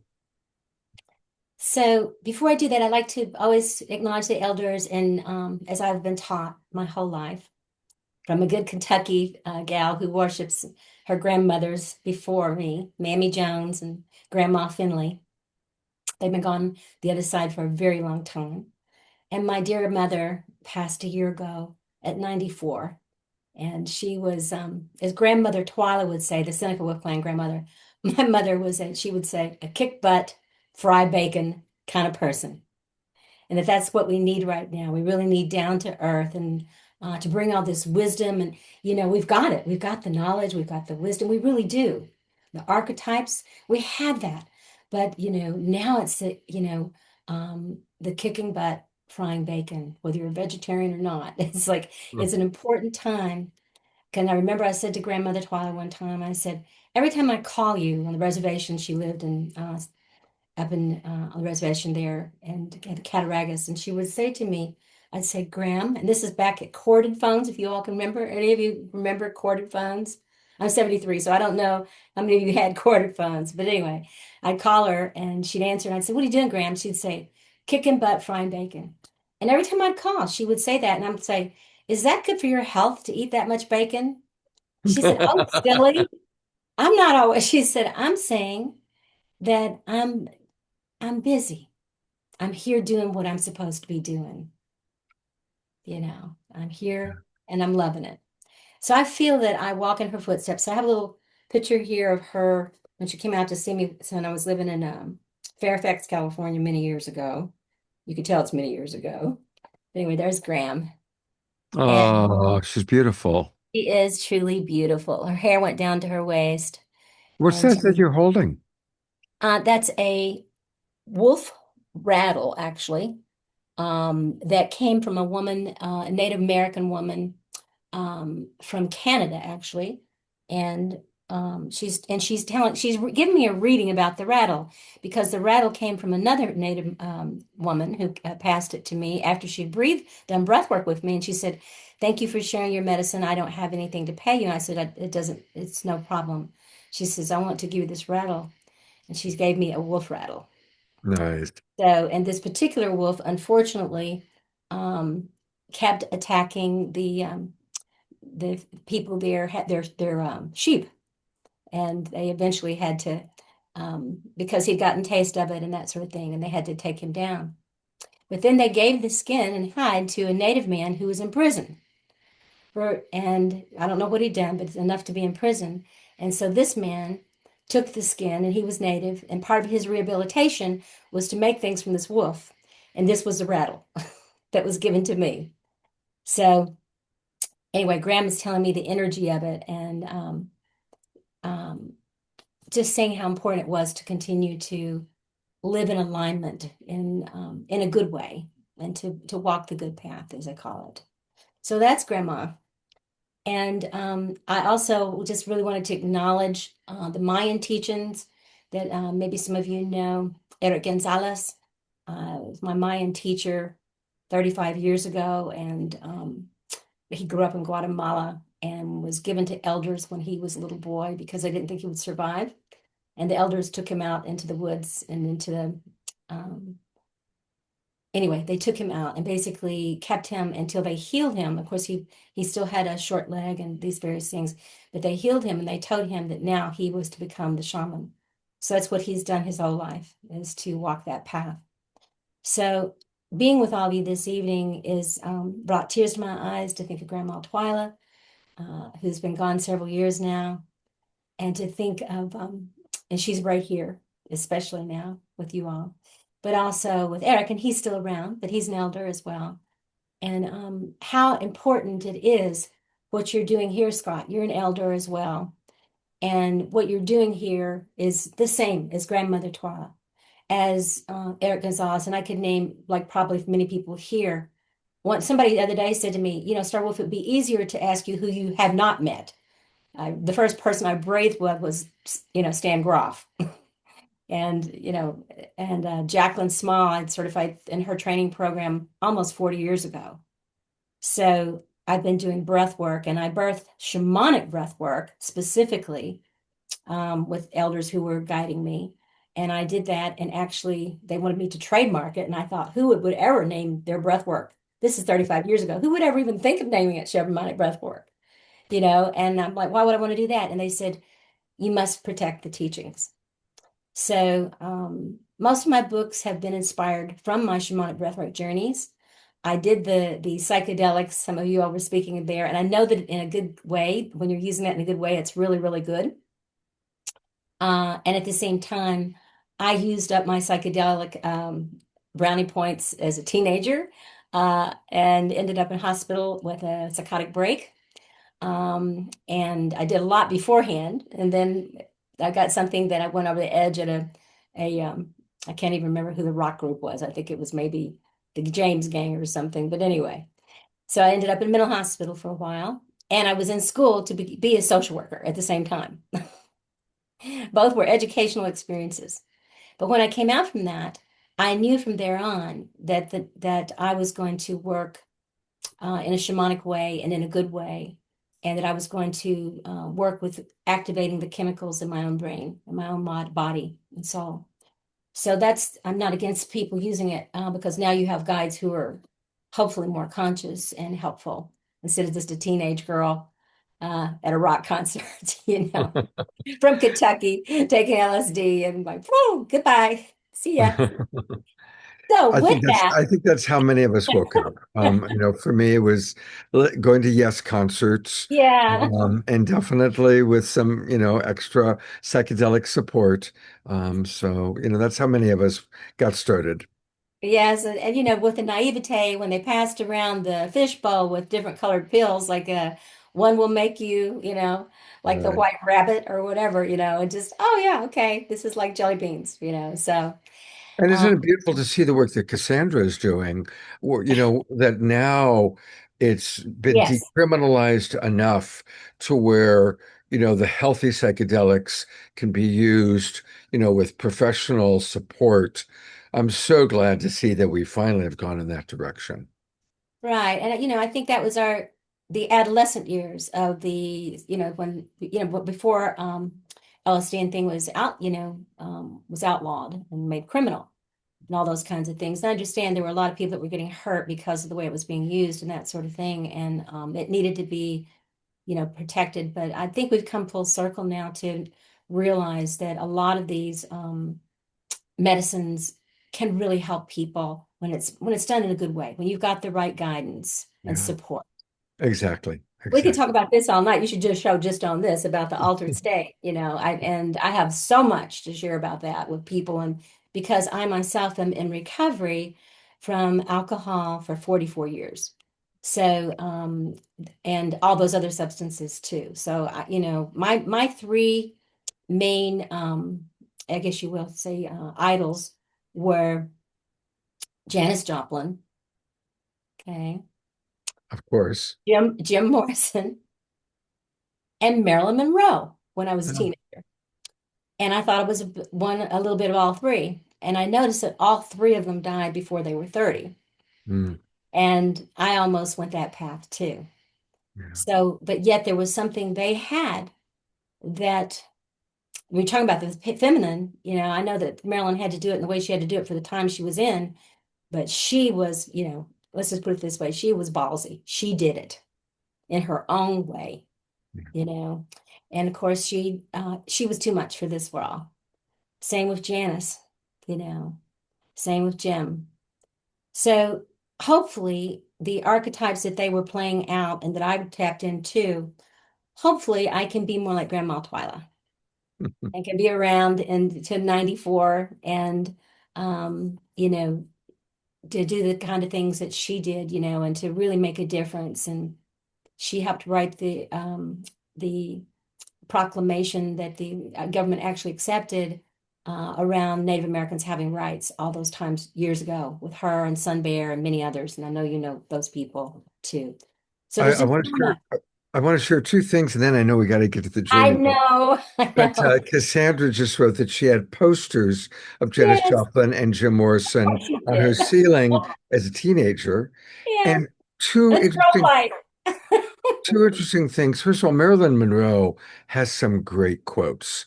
Yeah. Just Google quotes from Marilyn Monroe, and you'd be amazed.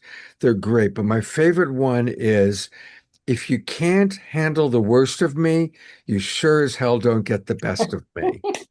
And I think that's a pretty Rock great quote. on, Maryland. Absolutely. And Yeah. Jim Morrison, if you ever read the biography of Jim Morrison, which is by an author named Sugarman, I think it's called No One Gets Out of Here Alive. Yeah. When he was 9 or 10 years old, his family was traveling across the Arizona desert. And just Yeah. ahead of them, there was a terrible accident, and a truckload of Indians went over, and several of the Indians died in the accident. And Jim Morrison believed that one of the spirits, he watched the spirit of the Indian leave his body and come into his body. Now, mind you, he was only 9 or 10 years old when this happened, but he believed throughout his life that that spirit kind of that merged with him was a big part of his shadow side, his other side, his creative side. So he was an extraordinarily mystically oriented person, who, anyway, we could go on and on about Jim Morrison. Yeah, I love Jim Morrison Tour. I've seen that movie about 5 times. The Jim Morrison movie, and it shows that there's the Yeah. car wreck, and there's the looks like the old medicine man. And he comes and Mhm. looks in the window or at the car, and because they're stopped, and they can't get around the car, and Yeah, looks and actually I think blows towards him or whatever, right. and that affected him so profoundly, and it feels like that he was primed to become a shaman.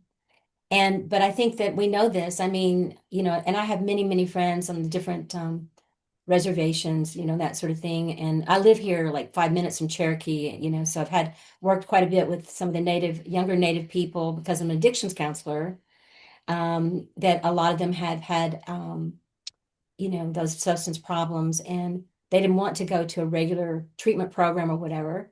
So they came over here and did shamanic breath work, and we built medicine wheels and sacred pipe and all those kinds of things.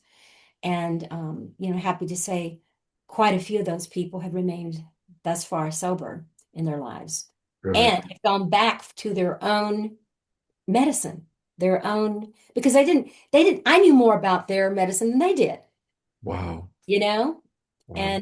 And one guy, Shannon says, it's so weird to have this white woman with blue eyes, and he loves me. I'm his mama. He calls me Mama Wolf. And he said, it's so weird to have this blonde haired, blue eyed adopted wolf mama who's non-native teaching me about my culture and reintroducing me to the ceremonies of Sweat Lodge and Medicine Wheel and all these things. And yeah, he called me the other day and was, because he relapsed a few times, got arrested a few times, was wondering he's not dead, but he's doing really well. And he was one of 13 children, and he has 11 children. And this guy's Wow. not that old, and he's got, I forget how many grandchildren. So I feel like him finding himself and remembering his shamanic self in the world and taking that back to his loved ones is affecting all these children and all these grandchildren to remember who they really are. So, Thank you for providing that service. Thank you. And you know what? We could chat all day, I and the show is already like 45 minutes over. So okay. here we go. Okay.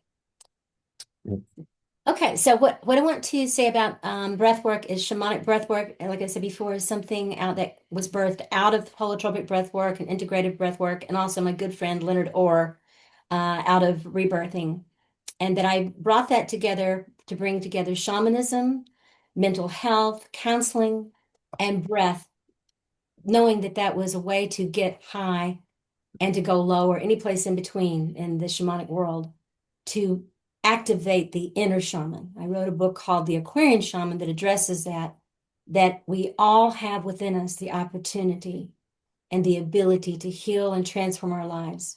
And it's as simple, or not so simple sometimes, to breathe.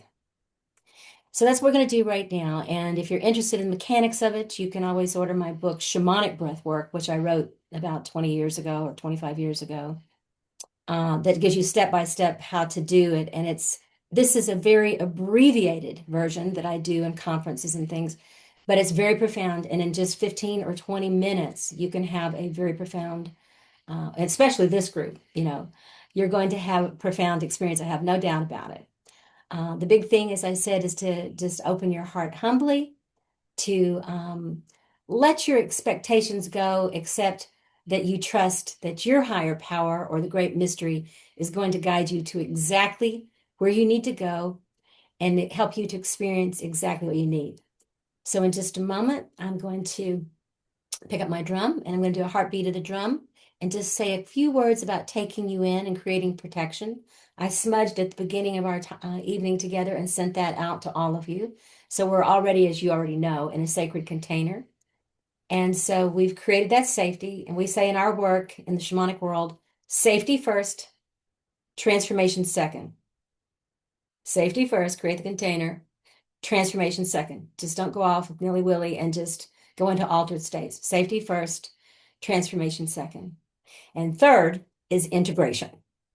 Make it count. Make it be for a reason. So I'm going to do the heartbeat of the drum. I'm going to take you in. This is music that I worked with a young musician many, many years ago. We co-created this together. It's been used at Burning Man a lot, I hear. But anyway, it's going to move you through some different levels of consciousness. I will not be talking over it so that you can have your own voice speaking to you. So I'll be quiet while it's happening. And just go into the breathing and what that's going to look like. And I'm just going to demonstrate. If you can, if your nose is clear enough, you'll breathe in through your nose and then until all the breath is gone. It's called shamanic connective breathing.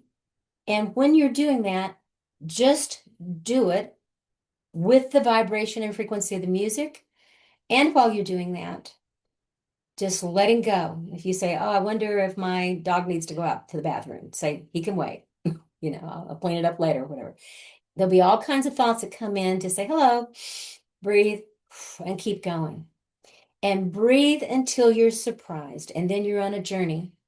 At the end, you'll hear dun, dun, dun, dun. You have to have the call back. That signals your consciousness, she said, when I hear that, to come back home. So you'll be coming back, and we'll see where we are then. Okay? And if there's anything that, like I said, if you need to go to chat during the breathing because you're panicking a little bit, or you're just feeling nothing's happening, or you just saw Elvis or whatever it might happen, you know, just unless it's something that's really that you need, I encourage you not to chat. Yeah. But if you need something, I'm here. Okay? And is it best for people to close their eyes, and is it best to lie down? I encourage people to what's comfortable. If they've got a comfortable chair, if they have a couch, if they have a yoga mat, but make it so that you're not going to fall. That you're in a safe, place. Have your blanket, have a pillow, whatever's comfortable. It's okay to sit back in a chair and put your feet up. You can, however, if you're lying down, you can thrash around more. You can beat on a pillow a little bit if you need to. You can do, other things. But that's entirely up to you in this abbreviated ceremony. Any more questions? Nope. Thank you so much. Okay.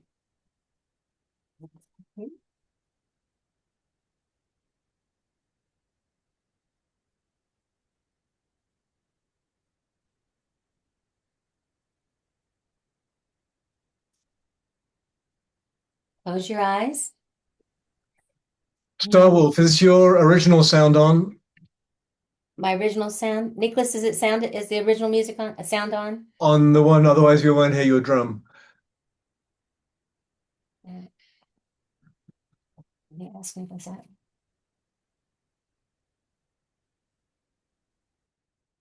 Just try knocking on the drum and we'll see if it's. Are you there, Nicholas? Yeah, give it a try. Let's see what it sounds like. Okay.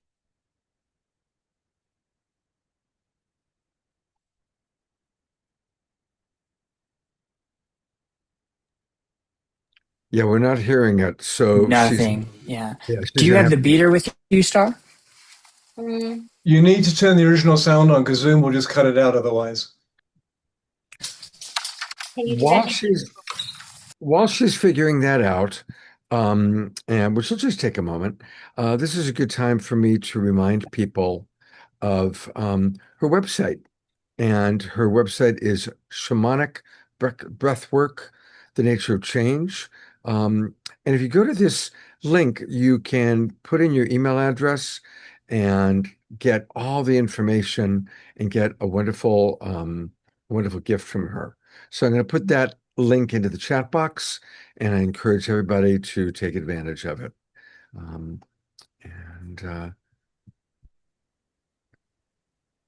And Linda Starwolf, are we all set? Nicholas is checking that and doesn't understand why that was not working, so he's just looking at another link here. Hold on. He probably just needs to turn on original sound.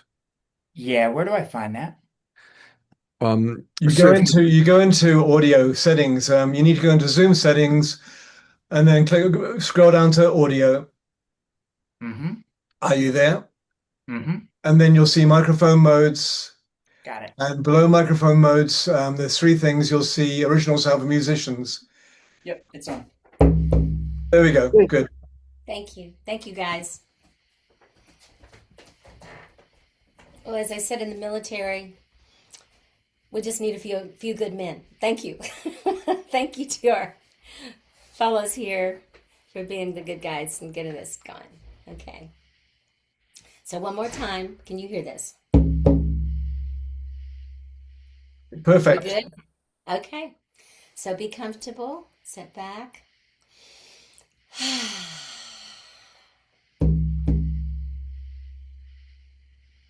Focus on your heart beating like the drum.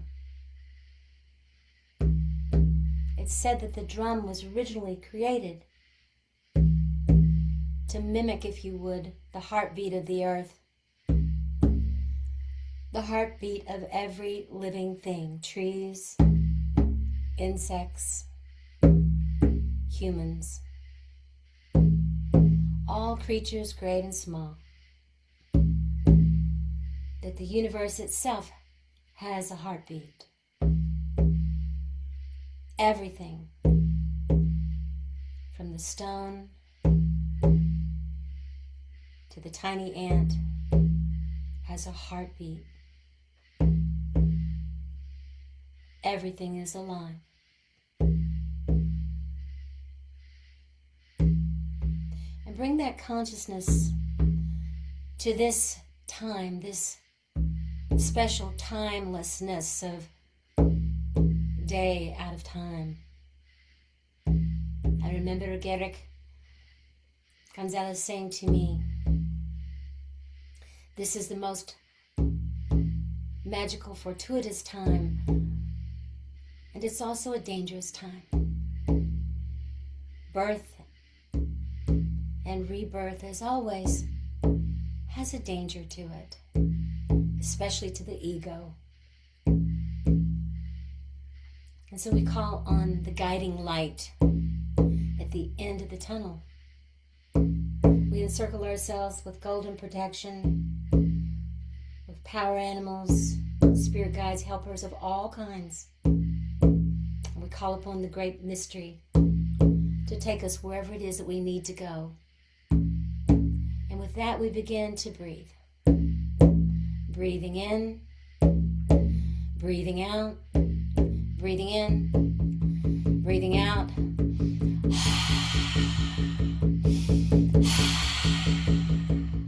And the music should come on.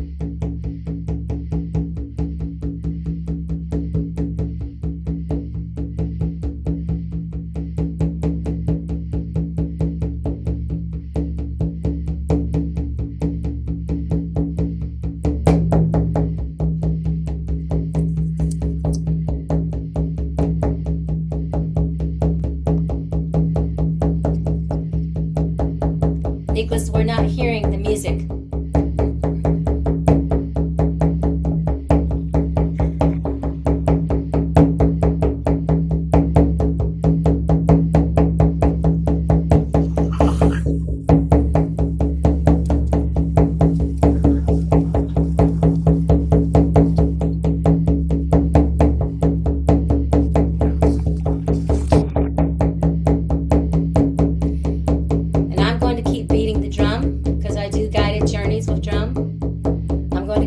Until he can get the music to come on.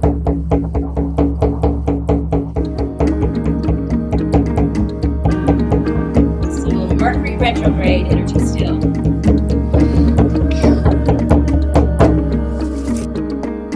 Have a safe and sacred journey.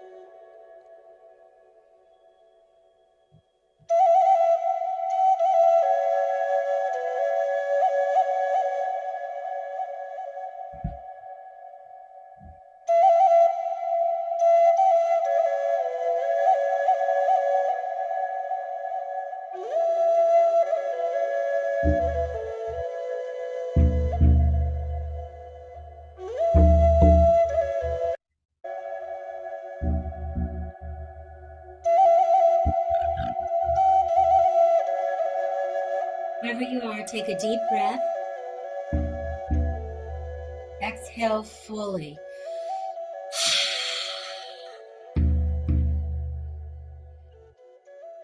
Feel your heart beating steady and strong, full of love and courage for the times we're in, for each of our own sacred purpose, of what we're here, the medicine we're here to bring at this time. We're not here by accident, so we must be here on purpose. Welcome back.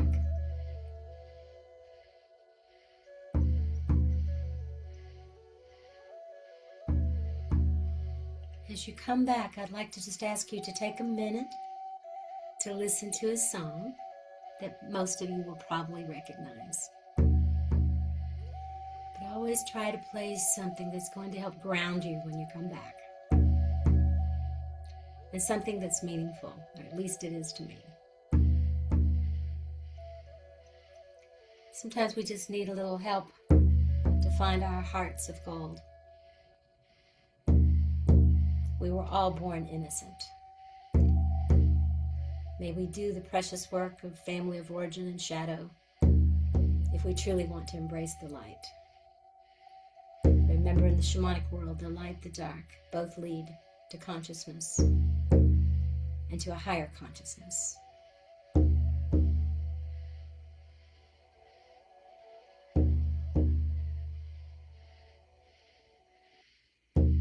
Welcome back. Welcome home for a while. Let this song open your heart even more and help you to remember you have a heart of gold.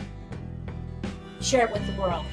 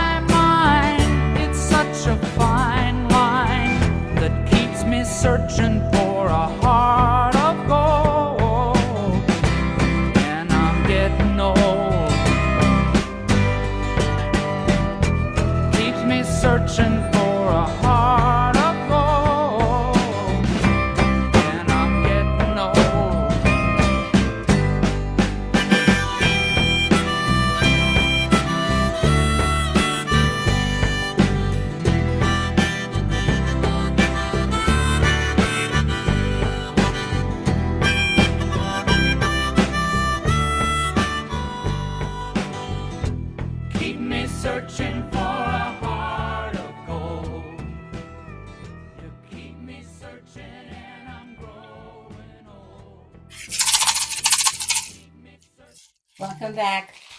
Welcome back home for a little while on this earth. Let's make the most of it. Thank you so much. I'd love for people to pop into the chat box any experiences that they had that they want to share. And already there's a few things I can share with you. Please Um, do. Margaret writes, it was a great healing journey, my shamanic life. Um, Carol Craig writes, tremendous shamanic experience. The flute was so resonant and powerful. Um, uh, and Susan just sent a lot of hearts, which is beautiful. Um, and some more are still coming in. While we're waiting for those to come in from all of you, I know it takes a little time to come into your body. Here is again her website. Her main website is shamanicbreathwork.org. Shamanicbreathwork.org. Also, Venus Rising, Home of Shamanic Breathwork. And there's all sorts of things you can learn here. She has certification and training. Um, and there's a video you can play if you want to have another online experience. It's a beautiful video. Definitely sign up for her newsletter. And also, she's on WhatsApp. So if you just click here, and that takes you to WhatsApp, and you can open it up and join and become part of her group. So there's a lot of ways to connect with our wonderful, wonderful Star Wolf. And a big thank you to Nico, your partner, who everybody needs a Nico. I could use a You Nico. can have him.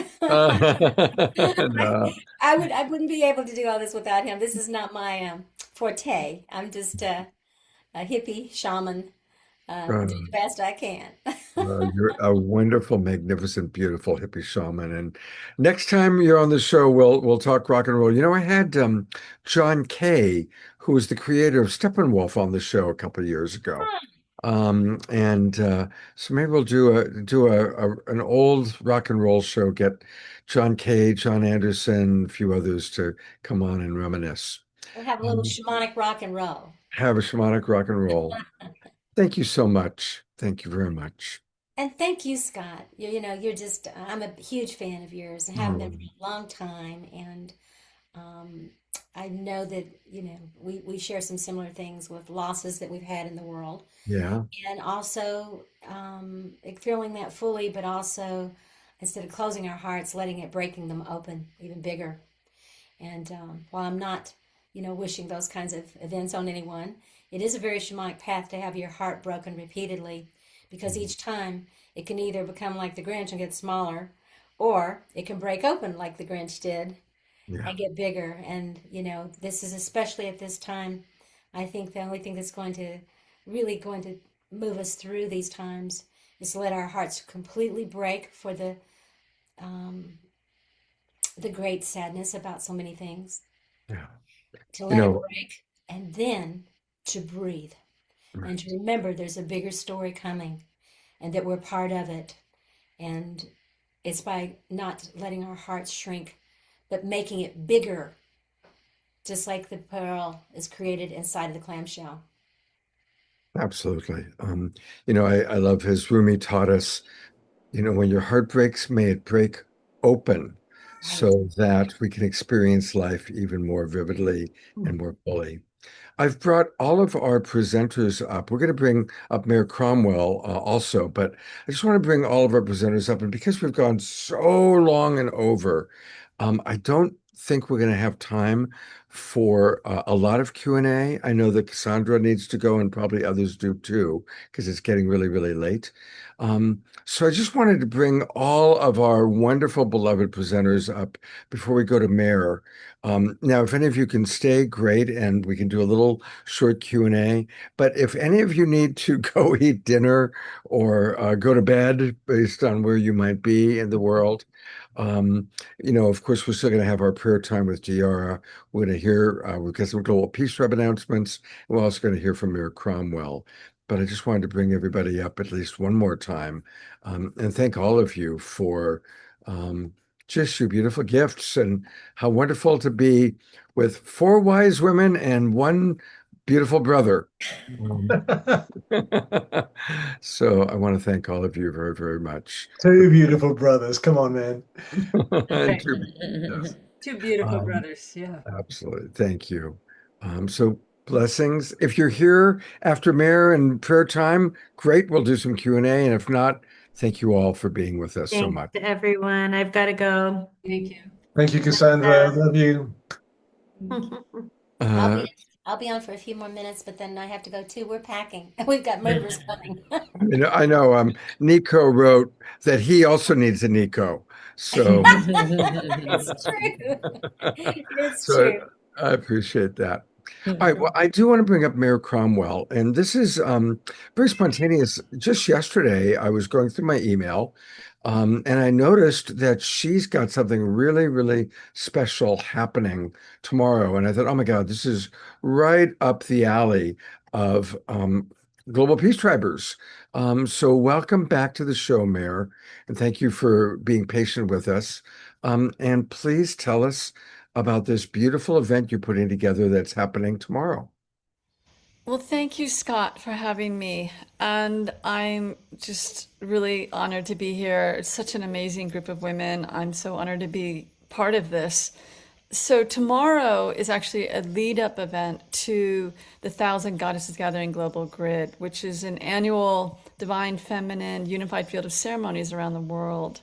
But tomorrow I am offering an event called Heart of Water, Orientation and Activation. And the Heart of Water came into me last year. A divine feminine council from the spiritual realms, universal realms, had come in and they were blessing me and activating me for a couple of weeks. And at the time, I was in the process of also preparing to co-lead a webinar called Water Speaks, with a very gifted Dutch friend, a nature spirit mystic, phenomenal man.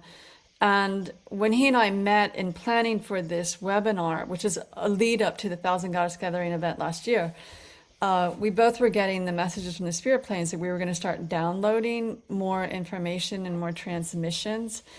And so I was doing a lot of water ceremony in the bathtub every morning, like 6 in the morning, pouring sacred water in the bath, and just calling on my spirit teams. And so I was calling on the consciousness of water, seeing if I could reach this incredible consciousness. And one morning, or like 6:30 in the morning, I'm lying in the bathtub doing my water ceremony, calling on, seeing if I could contact the consciousness of water. And what I heard was Heart of Water. It came in this powerful energy and activated the water in the bathtub, activated the water within me. And I knew immediately that this was associated with the Divine Feminine Council that I'd been working with. And so I have been activating people, introducing them to the Heart of Water.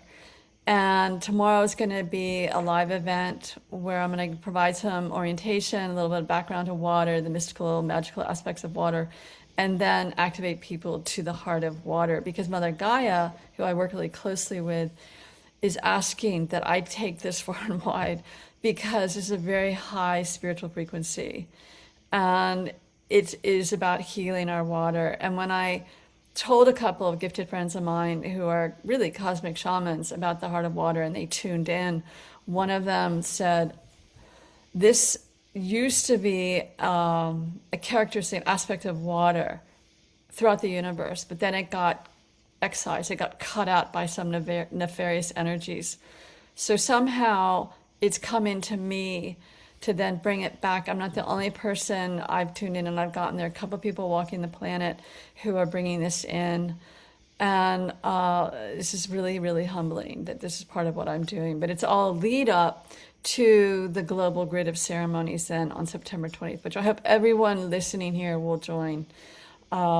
It's ceremonies all over the world, water ceremony, calling on our spirit teams and calling on the Heart of Water to bless our waters, to activate our waters.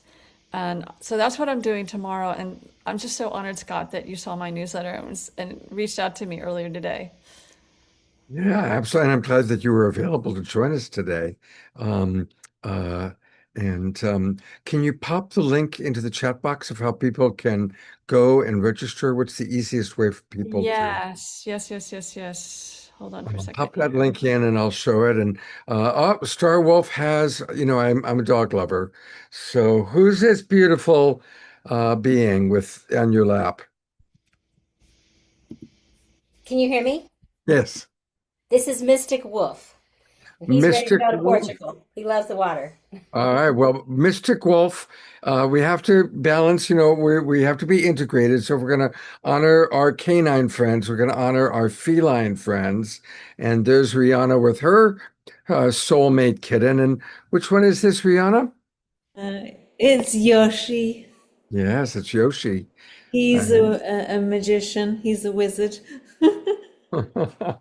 Oh, beautiful, beautiful. I would go get Jasmine Bear. Okay, Jazzy, can you get, well, Jazzy, come here. Come here. I was just Let's going get to right say, now. Mystic comes to all the breath works, and he goes and lays down by people, puts his paw on their chest, lays his head, Yeah. watches people get rebirthed, and he's just like, he loves breath work. Oh, that's They fantastic. do. They always do. They love it. They They love this know. work. Yeah. Oh, beautiful. Well, thank you for bringing our furry friends in. And I'm going to take a look at the chat and see if we've got the website from our beloved mayor in there. And Scotty Satori writes, I was on an event with Pause today for the fundraiser. They might have found a place. We support Pause for Pause. That's, of course, Khadije's place, or her organization. And here we go. Okay. So for people to register, go to greatmotherlove.earth. Greatmotherlove.earth. Yeah, and I also, thank you, Scott. I also did put the direct link for the event tomorrow. But if you go to my website, that's perfect. Just scroll down, you'll find the event. And Okay. yes, Rihanna, thank you for everything you shared because you spoke about the water in our body and reclaiming the Divine Mother. And I've surrendered to serve the Great Mother. So I love what you shared. A lot of it was very new to me, but it's fascinating. But perfectly timed too. And did you say that the event, the global event, is going to be the 20th of September? Yes. So the day before International Peace Day, is that right? Yeah, and the Yes. equinox. Yes, within That's that going to portal. be a crystal serpent in the wave of wizard. So it's really an interesting choice because it's about reclaiming the life force, which is, of course, pulsing through the divine water. So Yes. I love that. Love it. Yeah, thank you. And Star Wolf, it's wonderful to meet you. We've connected years ago over Facebook, but many blessings and love to your moving adventure. You. It's one thing to move, it's another to take a whole retreat center. And people said, that can't be done. I'm like, you obviously don't know me. Yeah. Yeah, you're a force. You're clearly a force. Oh, we look forward to visiting you in Portugal. And do you know Jennifer Hill there? Do you know Jennifer? I think she wrote me, maybe. I mean, I I'll probably connect get you. 90 people write me once they see that I'm coming, Yeah. and they're like, "Oh, we can't wait to get. Do you want? We have wolves here. Do you know we have wolves here?" I'm like, "No, I don't know. We have wolves there in Central. There's wolves," and I'm like, so everybody, and it's something else I love about it. It's called the Land of the Dragons. It's a portal, obviously. Yes, obviously, Portugal. there's whole stories to Portugal, Portal. Right, Wow. Well, right. there was a meteorite that hit there millions or billions of years ago when there were dinosaurs. And in the village that we're moving into, the sea village right next to the ocean, it means the place of the land of dragons. Then I found out that they filmed the what is it, the dragon thing, that's that series that's so popular. I can't think what it's called. Something of Thrones. Yeah, Game of Thrones. That's it. Thank you. I had to go remember. But anyway, yeah, the serpents, and it was a very positive thing. But the meteorite hit and killed all the dinosaurs in Lorraine. There were apparently a lot of them, millions of years ago, or billions. And so when the people came that were more primitive after that, and they found these humongous bones, they called it dragons. They thought it was dragons. They didn't know anything about dinosaurs. So the legend has had it that it's the place where the dragons were born. And then the dragons, they've had the Game of Thrones or whatever there. And I don't know if that they did that on purpose with the dragons, but who knows? But I don't know. It's fun, and I'm born in the year of the Chinese water dragon, so I need water, ladies, and you gentlemen too. Please pour your water on me because I have all air and all fire in my chart and one lonely water sign, but but it's Scorpio. So then my husband said, "Well, you can't even count that as water." I said, "It's my one water sign. No one's taking it from me." I'm going to read one last comment, and then we're going to go to prayer time. Ayada wrote, I got a basic message from your journey. Start to truly embody and live the wisdom and teachings that you have experienced. Step fully into them now and use them to help this world in transformation. And I think that's Ayada, you've summed up what all of these wise women, in their own unique ways, are sharing with us, because it is about embodying the wisdom and the teachings that we are so blessed to have received in so many different forms, so many different ways, uh, so much wisdom flowing into our awakening world. So thank you, Rihanna. Thank you, Linda Starwolf. Thank you, Mayor. I respect all three of you, appreciate all the wonderful work you're doing in the world. And I am going to turn it over to another wise woman, Diara, who leads our prayer time every week. Thank you, Scott. Hello, everyone. And on a night like tonight, there's only one way to start our prayer time, and that's with some light language. Shemene hesi kimini sakamo one, hoshama one me tikina mahaswatana, hokosho oma sikina hemi sikino atemene, hoshomi ne kisatana, hoko oma si katana lashmini me. Sakasi ni misika tuane shakuma asi mini swakashi tuane ete nimisia prate neheta hamohe asata koshe mini sikiti namase tiwa ene hishiki eti enea mama alanichi kimi tanahasato mishi kanahasati mi I ushone mi he ha sikimi no twa Monoshwi kimina sakatane ime kolani misikine matasaka. Osho onani misikini afina hasa. Oshemehe hase hina hase mehaine. Shohani tiyama. Sukanasi mahashiti. Anaswahamina hai. Waishi ama aina akalani totone mehetea oteme enehe haeme onehe siki ama hasiti nacho mono aisi kinama oesi minina oshani minini. Breathing in that breath of life, drinking in the waters of life, deep into our bones, deep into our cells, blessing all of our bodies, all those around us, the waters of life, the mother of life, skies of love and light. Bringing into our sacred cauldron all those that we think of in our hearts and our minds, blessing all of our teachers, known and unknown, from all lifetimes, in all directions of time and space. Sending love to all those who have given so much to us.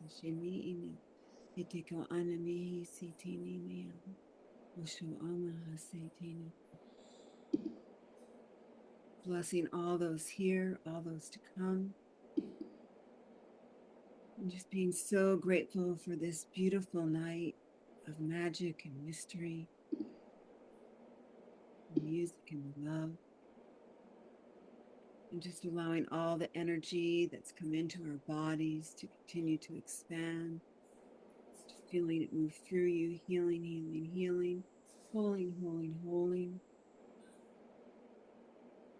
Feel your heart's expanding. Feel the waters of life entering your blood.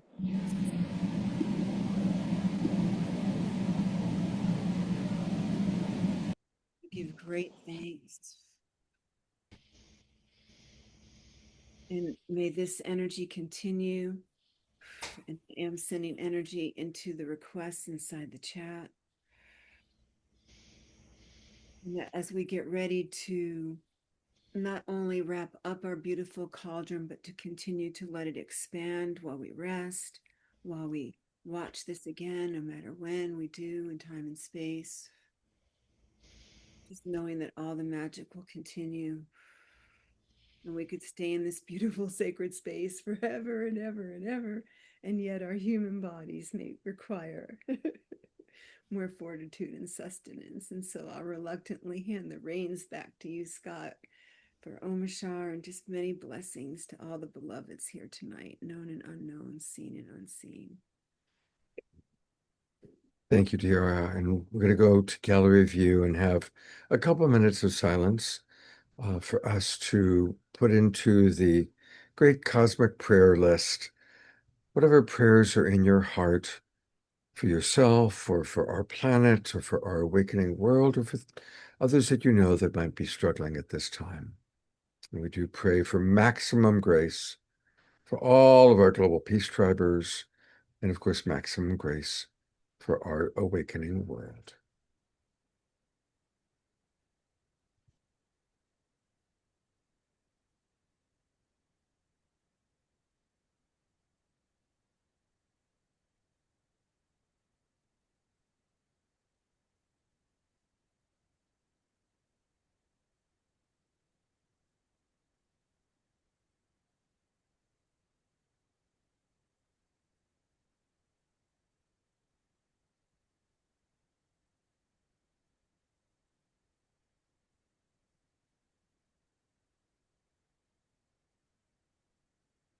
And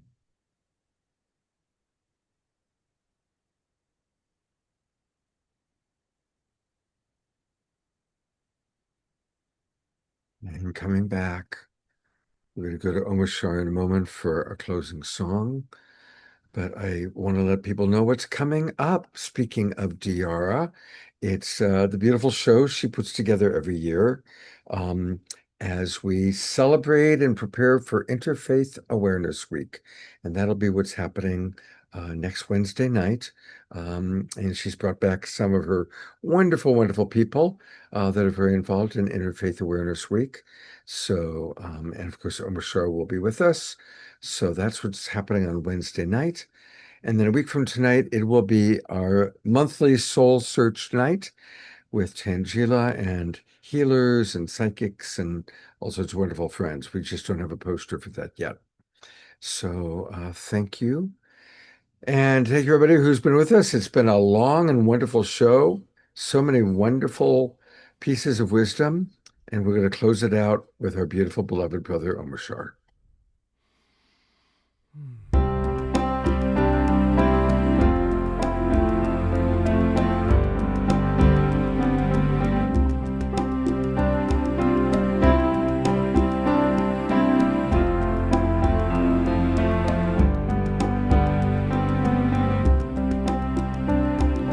Here with my family, heaven is in my heart.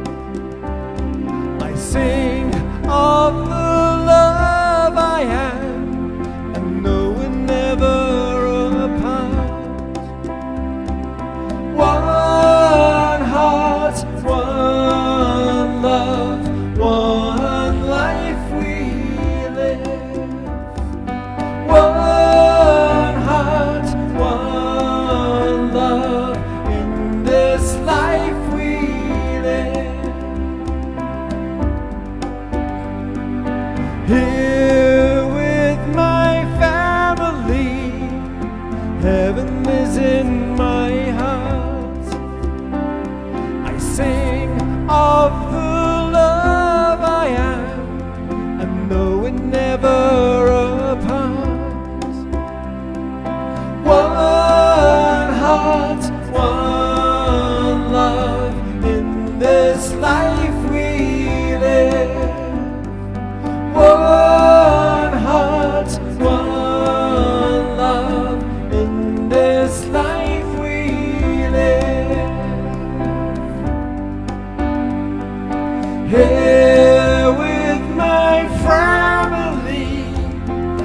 Heaven is in my heart. I sing of the love I am, and though we're never apart, one heart, one love, in this life we live. One heart, one love, in this life we live. One more time, let me hear you. Say with my family, heaven is in my heart. I sing of the love I am, and though we're never apart, there is only one heart, one love, in this life we live. One heart, one love, in this life we live. We live. We